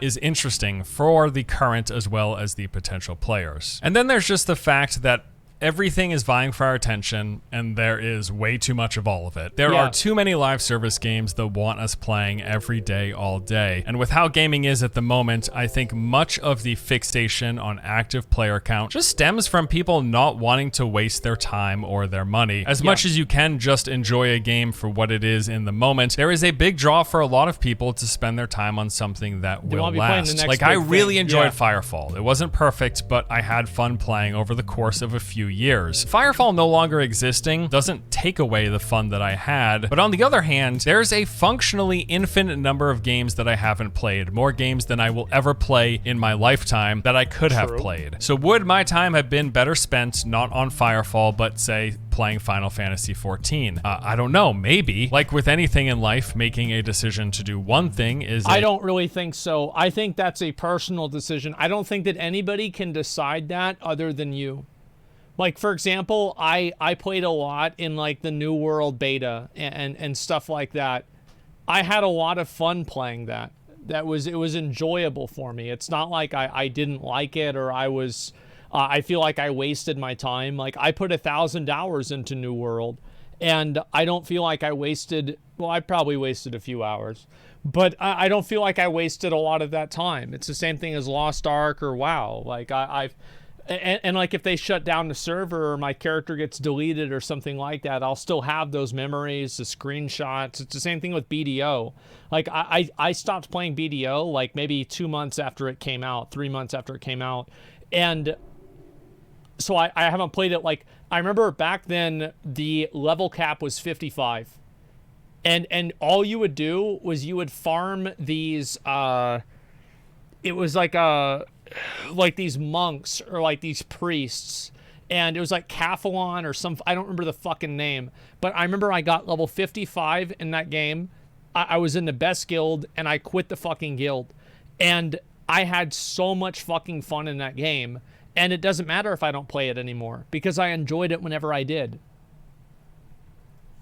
A decision to not do literally everything else. So choosing to spend time playing one game means not spending that time playing any of the other games. That is just a fact of being alive and having to make choices. And I think with that, there is a natural fear people have to not want to spend their time doing something that they feel in the end was a waste. Although I don't believe that experiencing a game that gets shut down or loses further development and functionally becomes abandoned, I don't believe it becomes a waste if it's no longer playable, but I do understand the aversion. And like I said, there is a long list of factors that go into this fixation that we have with concurrent player counts and whether or not a game is dead or dying. And I imagine what we've touched on here is just one facet of the entire picture. And as more... And I do think that there's also people that are just fucking hype beasts. Like, I've talked about a lot of the legitimacy behind it, but there's also just hype beast viewers that They only watch streams that have a lot of viewers. They only play games that have a lot of players. They only watch movies that have high reviews. They only do things that are popular. They only wear clothes that, you know, have name brands on them. There's just hype beasts. Like, I mean, that's definitely true too. So not all of this mindset is logical. Some of it is just fucking hype beast behavior. Time passes and more great games release, all in competition with each other for our time. This isn't going to get any better. We are going to keep fixating on player counts, on discussions around forums and articles, all of this. This isn't 2004, you know, when WoW came out and there were like 1 or 2 other good MMOs to potentially play. Nowadays, there are hundreds. Well, it was, though, because like everybody focused on the player counts back then, too. Like, that's the thing, is that's one of the reasons why it's just that WoW's player count was going up, so everybody was positive about it. But they focused on the player counts of the other games. They focused on the player counts of, like, you know, fucking EverQuest, and they focused on the player counts of Warhammer Online and Lord of the Rings Online. They did, and that's why they stuck with WoW. If not thousands, if not hundreds of thousands of great games that we could just boot up right now and play instead. And that list will just keep on growing with time. So there are tough decisions to be made, and looking at reviews and everything around games, and yes, looking at active player counts and noting their decline and how quick that decline happens. This is all factored into the decisions that we're making on what games to play and what games to spend our time on. And there you go. That is going to do it for this video. This was fun, a little bit different than my usual fare, but nevertheless, I had a good time. I hope you enjoyed it. It's kind of fun diving into a topic like this. Thank you guys so much, as always, for watching. Hope you enjoy the content. I'll see you in the next one, all right? Take it easy. Yeah, I think this is a good video. He brought up a lot of points that I think make a lot of sense, and I in general agree with pretty much everything that he said. Go ahead and give it a like if you enjoyed the video. Force Gaming, we've watched a lot of his videos. We'll probably watch this at some point very soon. Maybe tomorrow. It depends. I'm not sure yet. That's it. And so I'm glad about this. I've again watched a lot of his videos before, so I'm not really too surprised. And well, I'm gonna watch the video about this game here, and there's this one came out. I'm debating on which one I'm gonna watch. Which one of these? So basically, this game is coming out. I can watch this. I don't know if this looks like it might just be an ad, so I'm not going to watch an ad. Let's see here. The Lazy Peon video. Is it worth playing? That's mainly him playing the game. I don't want to watch somebody playing the game. I want to watch somebody talking about the game. Riot MMO. Yeah, we'll watch this one here. It's also from Force Gaming. We'll take a look at it. It came out 3 weeks ago, okay? So this is an MMO that's coming out tomorrow.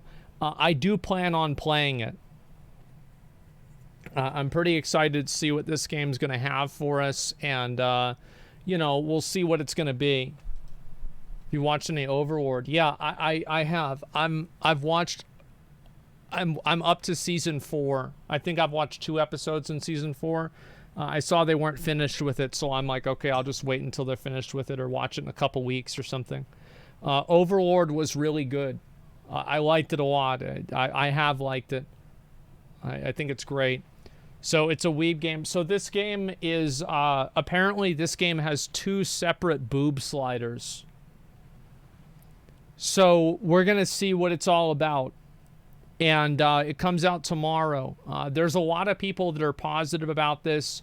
People have been referring to this game as the Genshin Impact of MMOs. And I think that's probably true in a good and a bad way. Here we go. Hey everyone, welcome back. Today we're going to be taking a close look at Tower of Fantasy. This is an upcoming shared open world RPG that features action combat centered around juggling 3 weapons at a time. You attack, dodge, build up a meter, and then swap for these huge bursts of damage, rinse and repeat. And all of this combat is set within a large open shared world where you'll be running into other players constantly doing various activities, questing, clearing enemy camps, gathering resources, for different materials for upgrading and cooking and fighting world bosses even. Someone said they stole the Genshin UI. That's not the only thing they stole. My understanding is that this game stole a bunch of stuff. I don't give a fuck. If it's fun, I'm gonna play it. Just about everything that you might expect from open world games. It's got a bit of all of it. Now, Tower of Fantasy is launching later this year. They are currently available for pre-registration. You can use that checking out the link below. Yeah, because this is a sponsored video. They reached out and wanted me to show the game off to you guys. Okay. And I'll be doing exactly that. I've played for a couple of days now. I want to take you through this early experience, show you what the combat is like, how the game plays. I want to watch a video that's not sponsored. I want to watch. Like, do we have? Is there a good video that I can watch that's just a straight up? It's not sponsored by us. It's just that, like, if you're sponsored, so this is the way that I think that you should treat a sponsored video, right? I don't think sponsored videos are fundamentally bad. I actually don't. I don't think so at all. But I think that obviously, whenever you're sponsored by the company, you're going to highlight the good things and not the bad things. Right? Like, that just makes sense. And so I want to get a fucking I want to get a 100% on this. Bias that can't be avoided in doing sponsored content. Yeah, it's like I do sponsored stream for games sometimes, right? And I'll tell you, right? I mean, obviously, I'm not going to, like, emphasize the negative parts of a game whenever I'm being sponsored to play it. It kind of goes without saying. That doesn't mean that I'm going to tell you that the game is amazing or anything like that.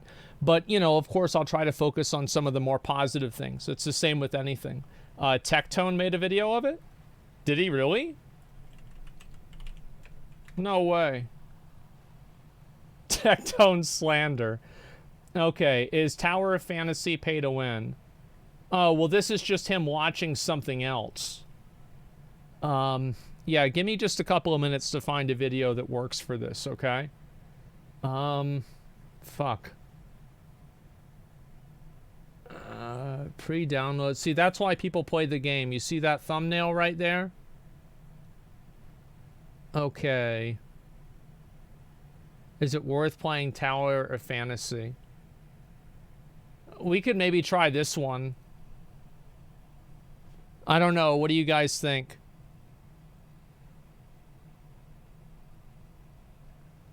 Yeah, what do you guys think? We could try this one here. All of them are an ad. Let me see.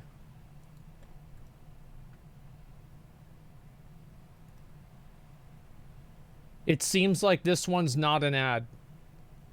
And I think that based off of the thumbnail, I have a feeling that the people that work at Tower of Fantasy probably don't like this thumbnail.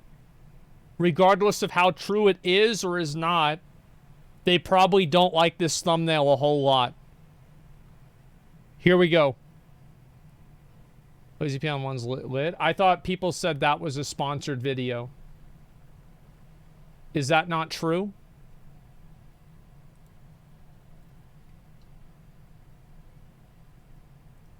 It is.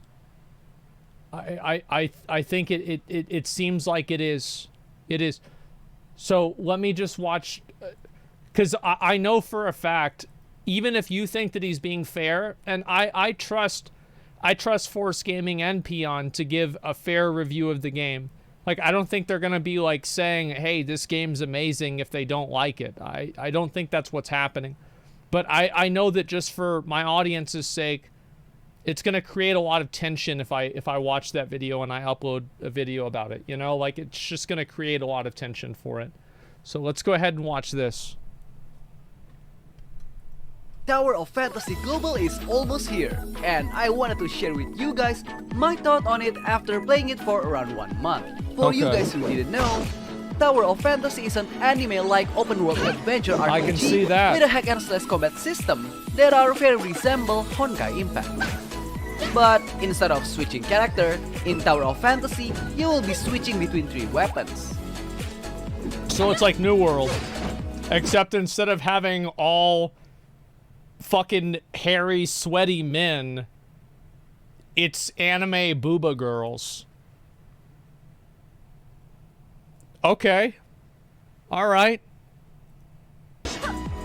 There are world boss raids, player versus player, and of course, the most important things of all, collecting waifu and husbando.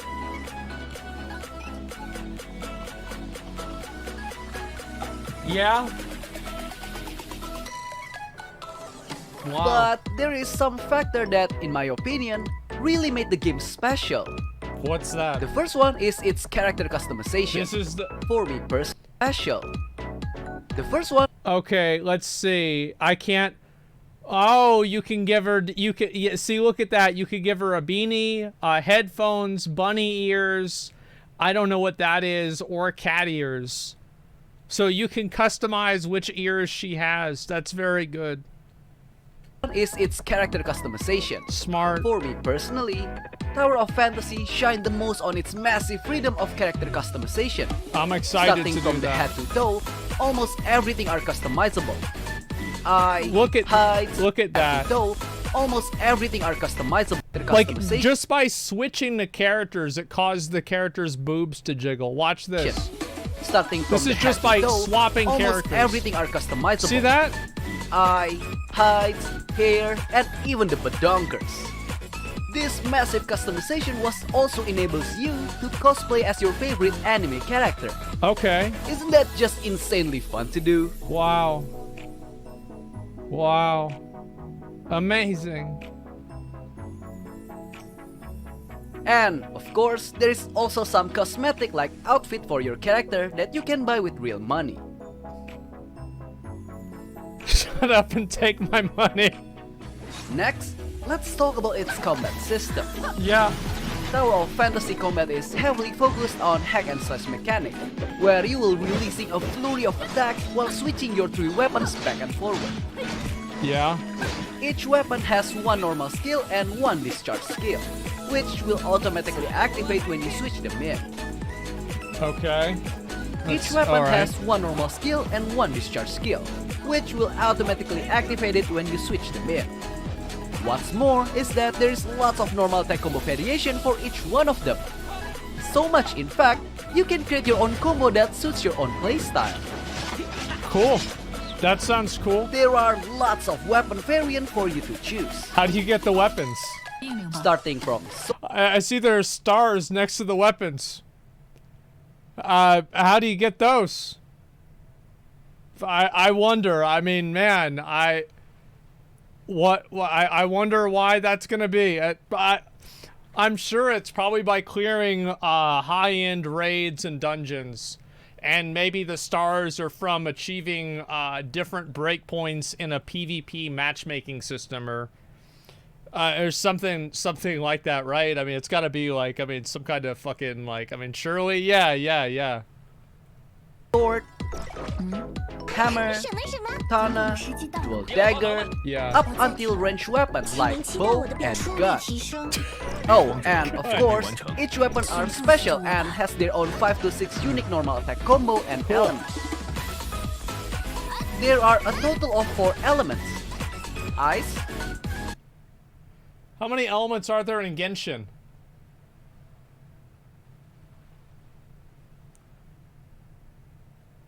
There's 7? Okay.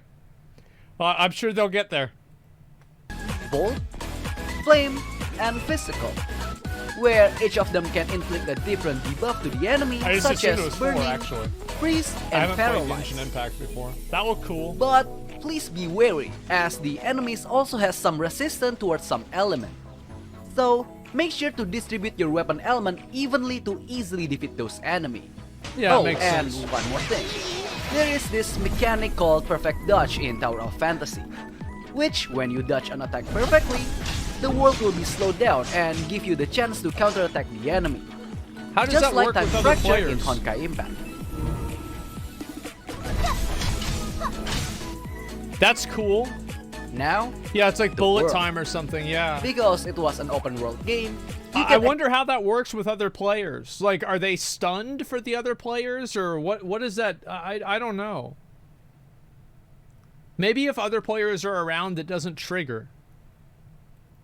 Expect it to look and feel like Genshin Impact open world. Yeah.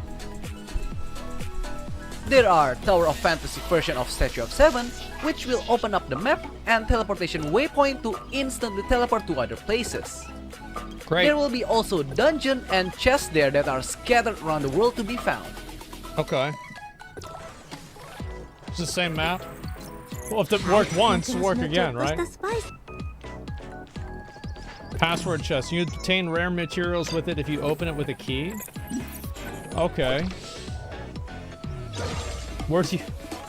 How much are the keys? Oh, and you need to know this.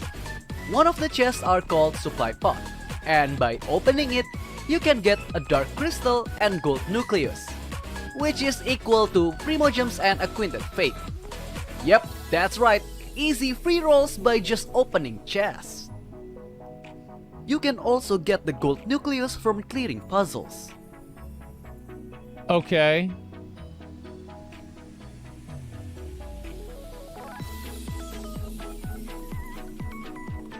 And of course, you can do things like swimming, climbing. Man, they really I just want you guys to see like what the comparison here was.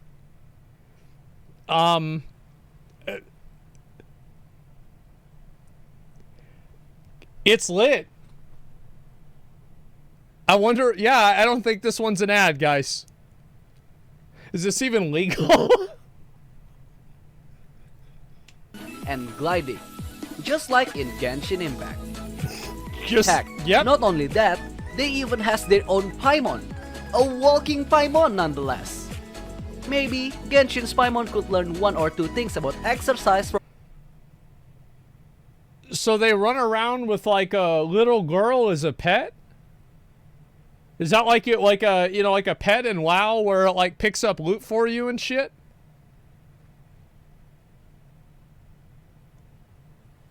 No, guys, yeah, it's okay. She's 900 years old. Child slavery? Yeah, whatever. From Tower of Fantasy Paimon. She's a robot. Now, let's talk about relics. Sure, sir, relics come with us. Tools that can be used to aid players when playing Tower of Fantasy, and it can be separated into two types: the combat relics and the exploration relics. There are a total of 22 relics that you can obtain, either from quest, clearing dungeon, or defeating enemies. Okay, cool. Oh, Next you get a one mount? is the mount. Okay, It's alright. basically your right for you to be able to traverse towards a location faster and easier. It doesn't skip leg day, it seems. That's cool. I like that. Oh, it's like the Mechagon one. It's a giraffe. The ski mobile. It's basically a gun. Then, there is also the wow. world boss, where you can beat the ever-living heck out of it with your friends. Okay, cool.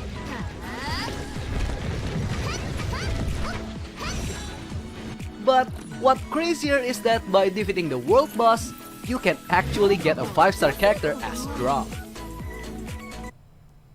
You can actually get it as a drop. So...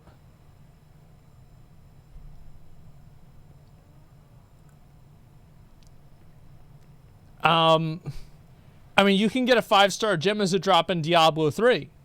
Diablo Immortal. It's the same game, really.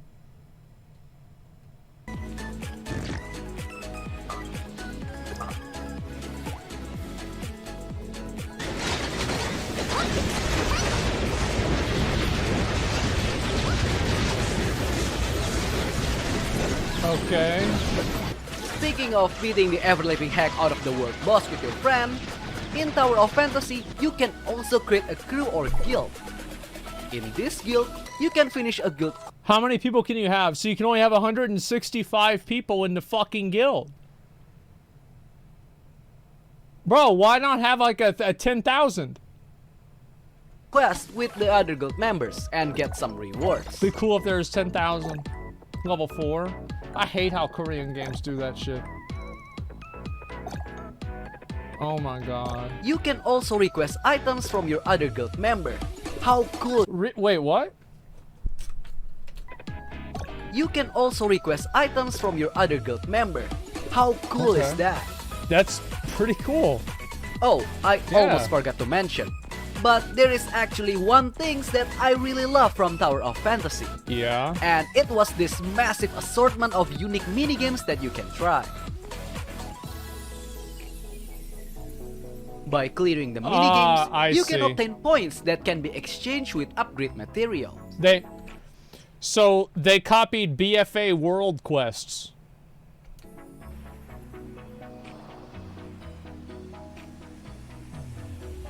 I had this game, but it was a real... Did any of y'all have this back whenever, like in the 90s, where you'd have the little fucking... Yeah. Yeah, and now it's in it you know, it's like one of these. That's crazy.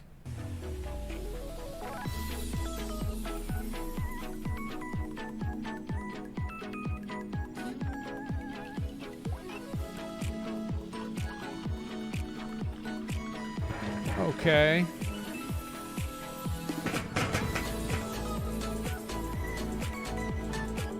That's cool. Yeah, now, that's all right. Something that everyone always loves in this kind of game. The gacha system. In Tower of Fantasy, you can obtain characters and metrics from its gacha. Really? The character gacha piri is 80, and the metrics gacha piri is 40. It's crazy how, like, there's already, like, a defined... We're gonna get it twisted, yeah. Gacha should be illegal. I think this is... I've always said that I don't think that loot boxes, they should be legal. I don't think so. I think that it should not be... It should not be legal. Shouldn't be able to have loot boxes. You should be able to have pay to win, but you should know exactly what you're buying. But wait a minute, what's the point of character customization if we're gonna use the gacha character in the end? Yeah, true. Well, that's the neat part. In Tower of Fantasy, when you get a character, you will also get its weapon. And you can choose to not use the character, but still use the weapon. I see. Giving you all of the ability without changing your looks. Wow.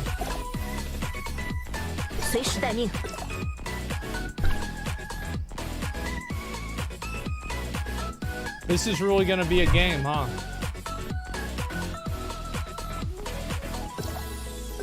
At least this has a pity ending? Yeah. The pity ending in Diablo Immortal is that eventually you'll die.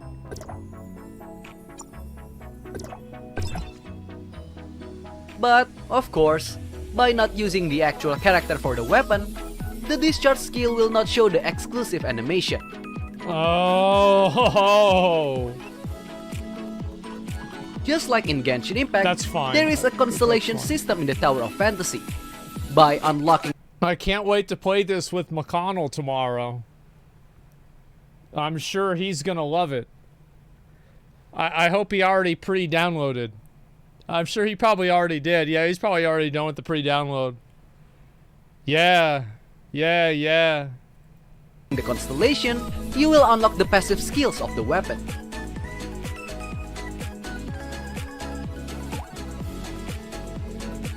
Oh, did I forget to mention that you can get the constellation by exchanging points that you get from pools?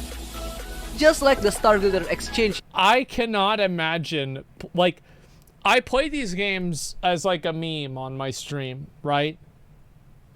Let me tell you, I would never do this in a million years off stream. I have never played a game like this off stream ever. Like, yeah, I get content out of this. I cannot imagine, how is it that you have a player base of primarily young people? Like, you know, I would say like 14 to 25. A lot of people that play these games are around that age. How is it that they literally use the word pulling? What is pulling a metaphor for? what is the metaphor? Like, what are you pulling? I mean, you're just clicking a button. So, like, where does the idea of pulling come from? You know what I mean? Like, it's just, holy shit. Pulling out? No, these are anime girls. It's obviously not what it means. In Genshin, but instead of exchange it with a 4 stars, you can get 5 stars instead. Wow.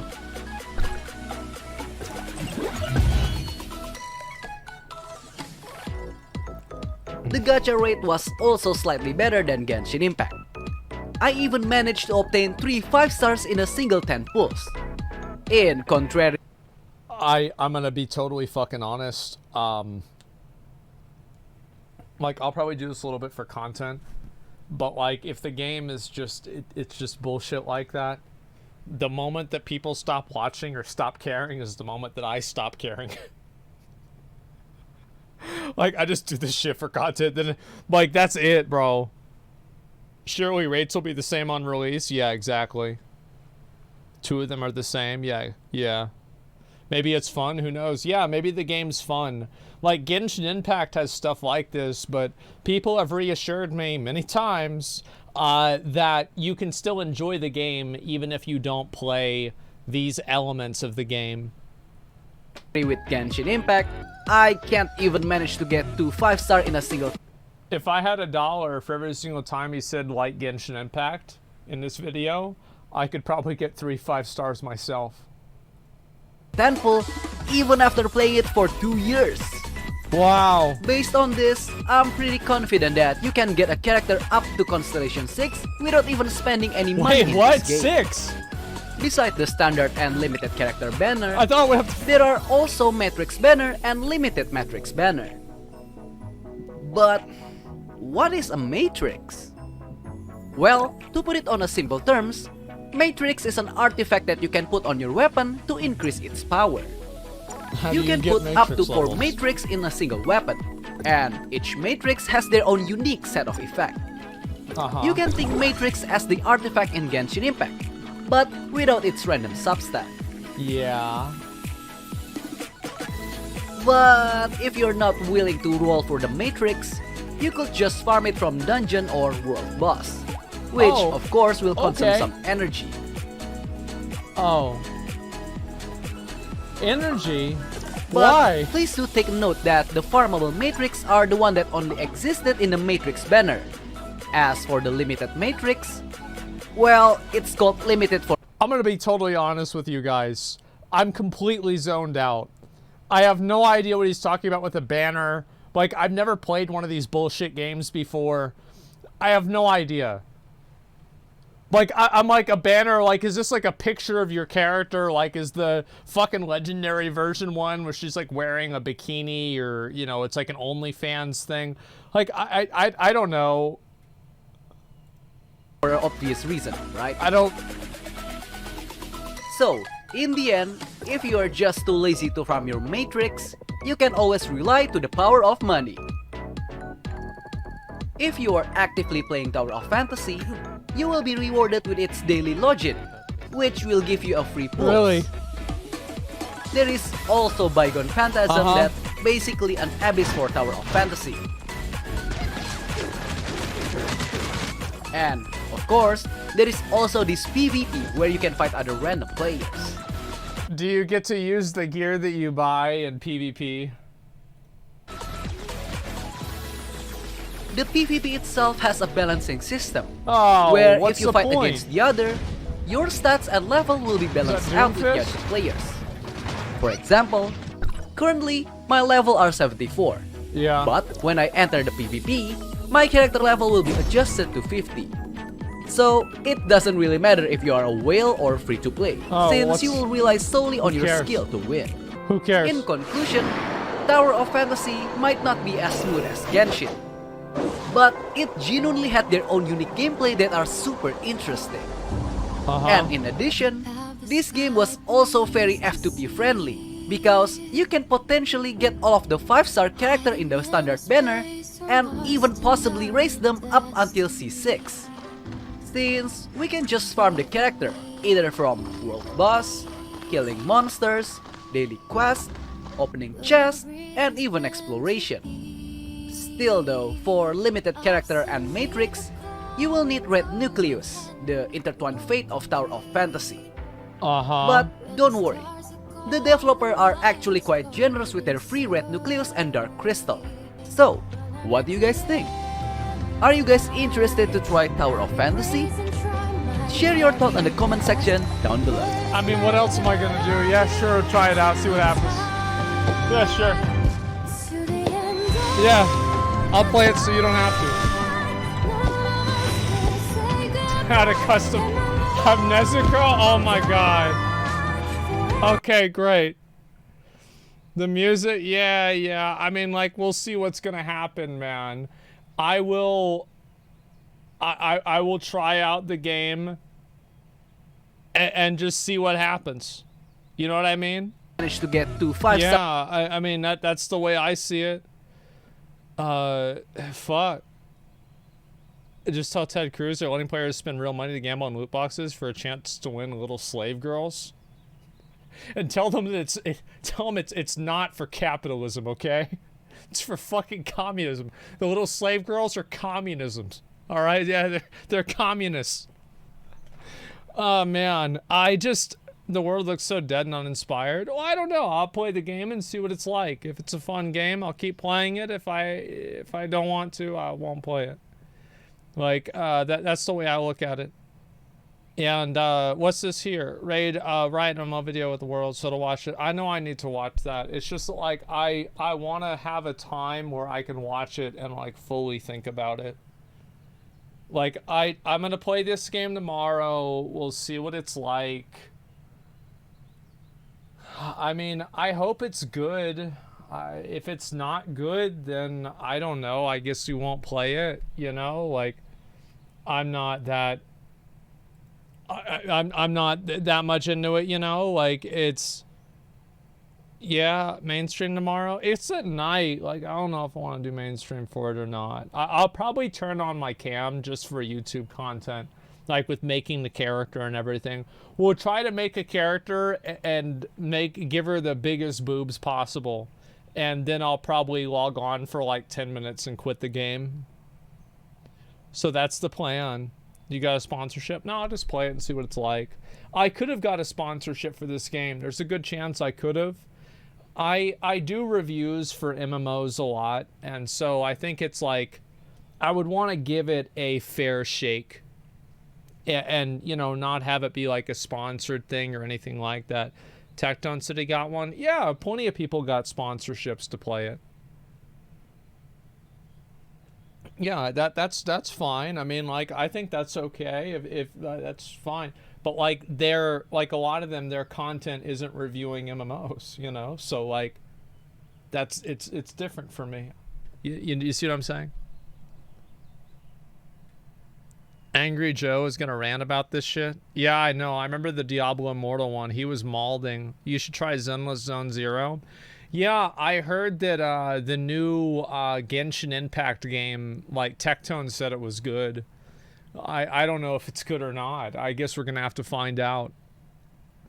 This video is so unbiased. Yeah, I think this was generally unbiased video. I mean, like, yeah, I mean, I'll try it out. The combat looks solid. I've never played one of these bullshit games before. Yeah, that's what they are. What can I say, man? Look up Nicole from Zenless Zone Zero. Is this something I should look up on my other computer? 100 generic anime shit MMO for mobiles. This is no different. Well, there's a lot of the difference with this one is that it's on PC. So that's why this one's so much different. Nicole, all right. I'll look this up and just see what it is.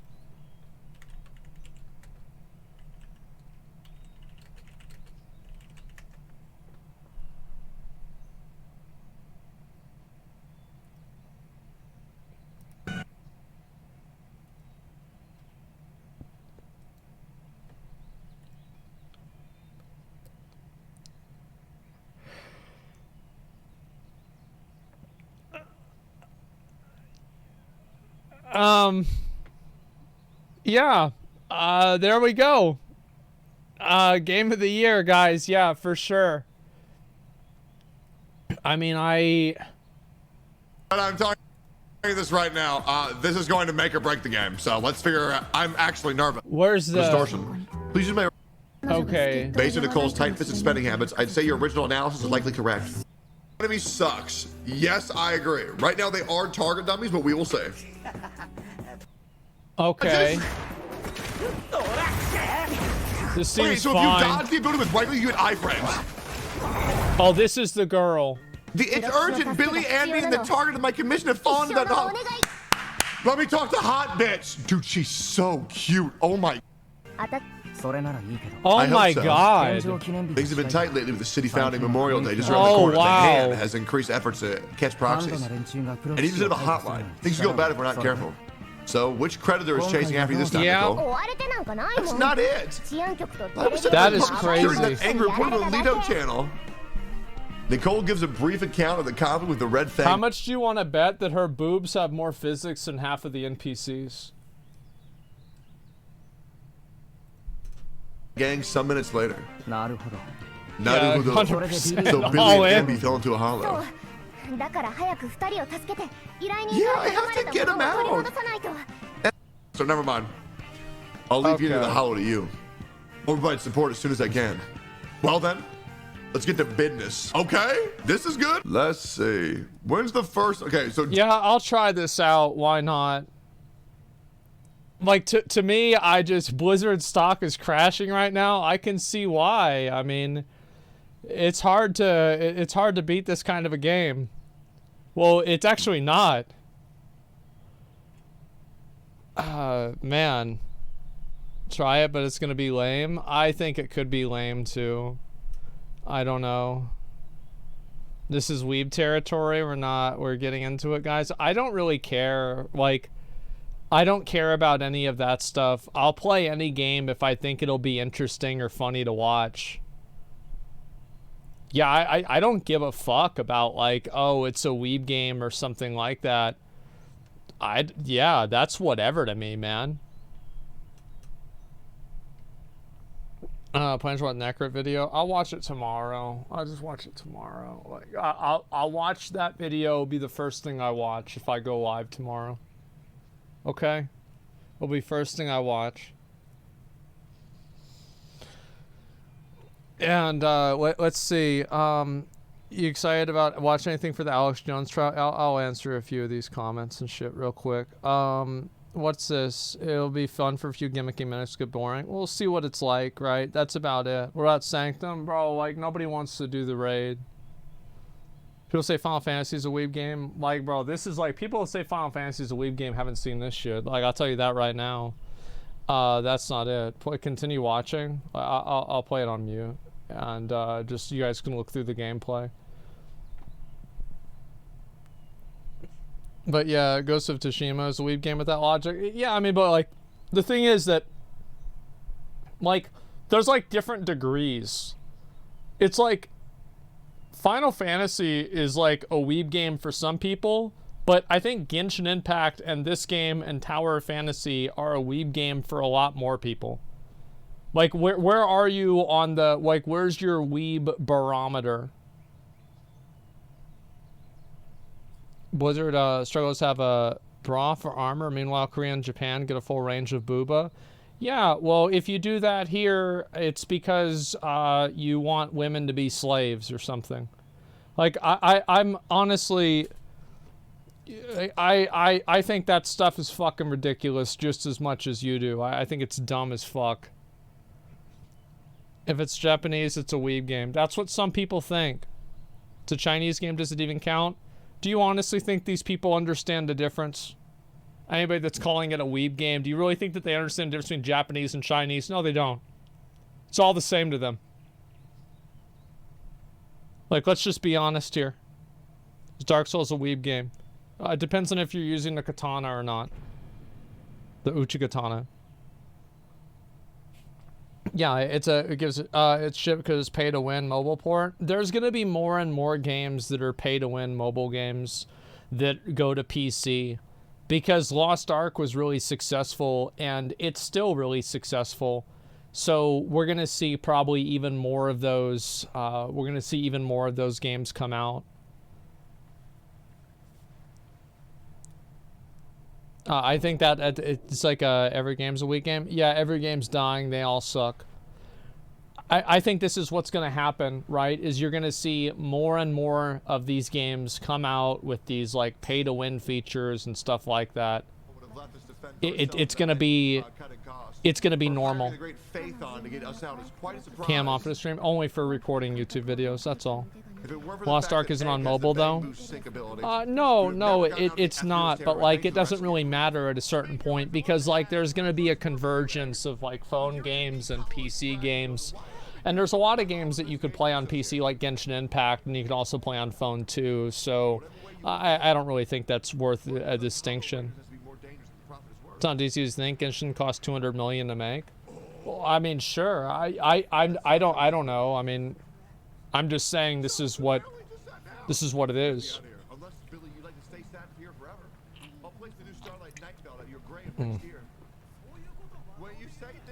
You gauge the popularity of these games by how much hentai is produced for it. That's actually a really good way to look at it. I like that a lot. That's really smart. Genshin also made 3.6 billion in 1 year. Yeah, I should make a game like this. That's what I was thinking. Yeah, I think it'll be a good idea. Oh, what means none of the multiplayer raid or dungeons be worthwhile? Just tech doesn't support it. Well, I don't know. We'll see what happens. I hope the game is fun. I mean, that's really all it comes down to. Like, I like playing games that I find are fun. Like, I was watching Summit play Rust, and like that looked really cool. And I might play something like that. Let's see. What are the other games that I like? Are there any other games that I've seen recently that I've wanted to play? Like, not really. It's just really Rust. That's it. Subnautica. Why do you want more money? Well, you can always have more money. Elden Ring again? Yeah, Elden Ring again or something like that. Final Fantasy is good? Yeah, I heard about that game. I hear about that a lot. So here's a little bit more of the gameplay. What's this?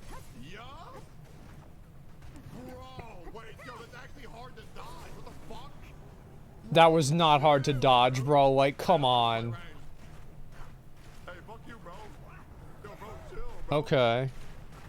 Yeah, I mean, I'll see what it's like whenever you're fighting the harder fights and everything and all that. Used to be a Halo fan. Yeah, I know. I don't know why I didn't really play Destiny. I just never really got into it.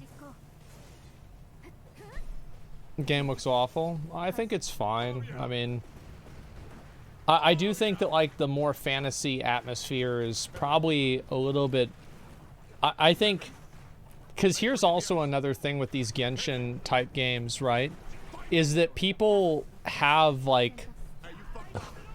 They have like a literal investment in these games. Like they've invested $20,000 into the game. It's going to be pretty hard to get them to play another game because they already put a lot of money into it.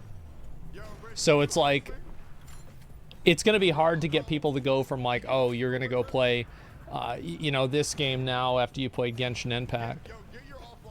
I don't know. Sunken cost, investment, whatever. Is that really true? I mean, like, logically, I think it's true. Maybe it's not. Maybe there's, like, something I'm not taking into consideration. But it sure seems true to me. Heard of Skull and Bones? Was that, like, the Illuminati thing? This is by the same developers as Genshin? Yeah, I know. Some people, yes, you have rich people that like to wail and get bored. Yeah, maybe. Same motivation, play shit except other Hoyoverse games. Yeah, I mean, that's what people do, man. I'm actually curious to see what it's going to be like. I mean, fuck. Maybe it'll be fun. Okay, let's see. I think that's about all I wanted to go through today. Is there anything about my Reddit that was worth looking at? I think I'm pretty much good. Yeah, that's about it. I probably should look at some of the Reddit stuff, but I'm not sure whenever that's going to happen. Maybe I'll do it tomorrow if I'm waiting for that game to come out. But yeah, this game is it's certainly something, I'll tell you that. You playing Twitch Rivals thing? No, I'm not. I'm gonna turn my cam. Ugh. Spends like $200 every few weeks on Genshin and rarely plays anything else unless it's a single player game or he has good pay to win. That's the kind of person these games attract. Well, I don't know. I mean, like, that's just how it works. Yeah, gacha games pretty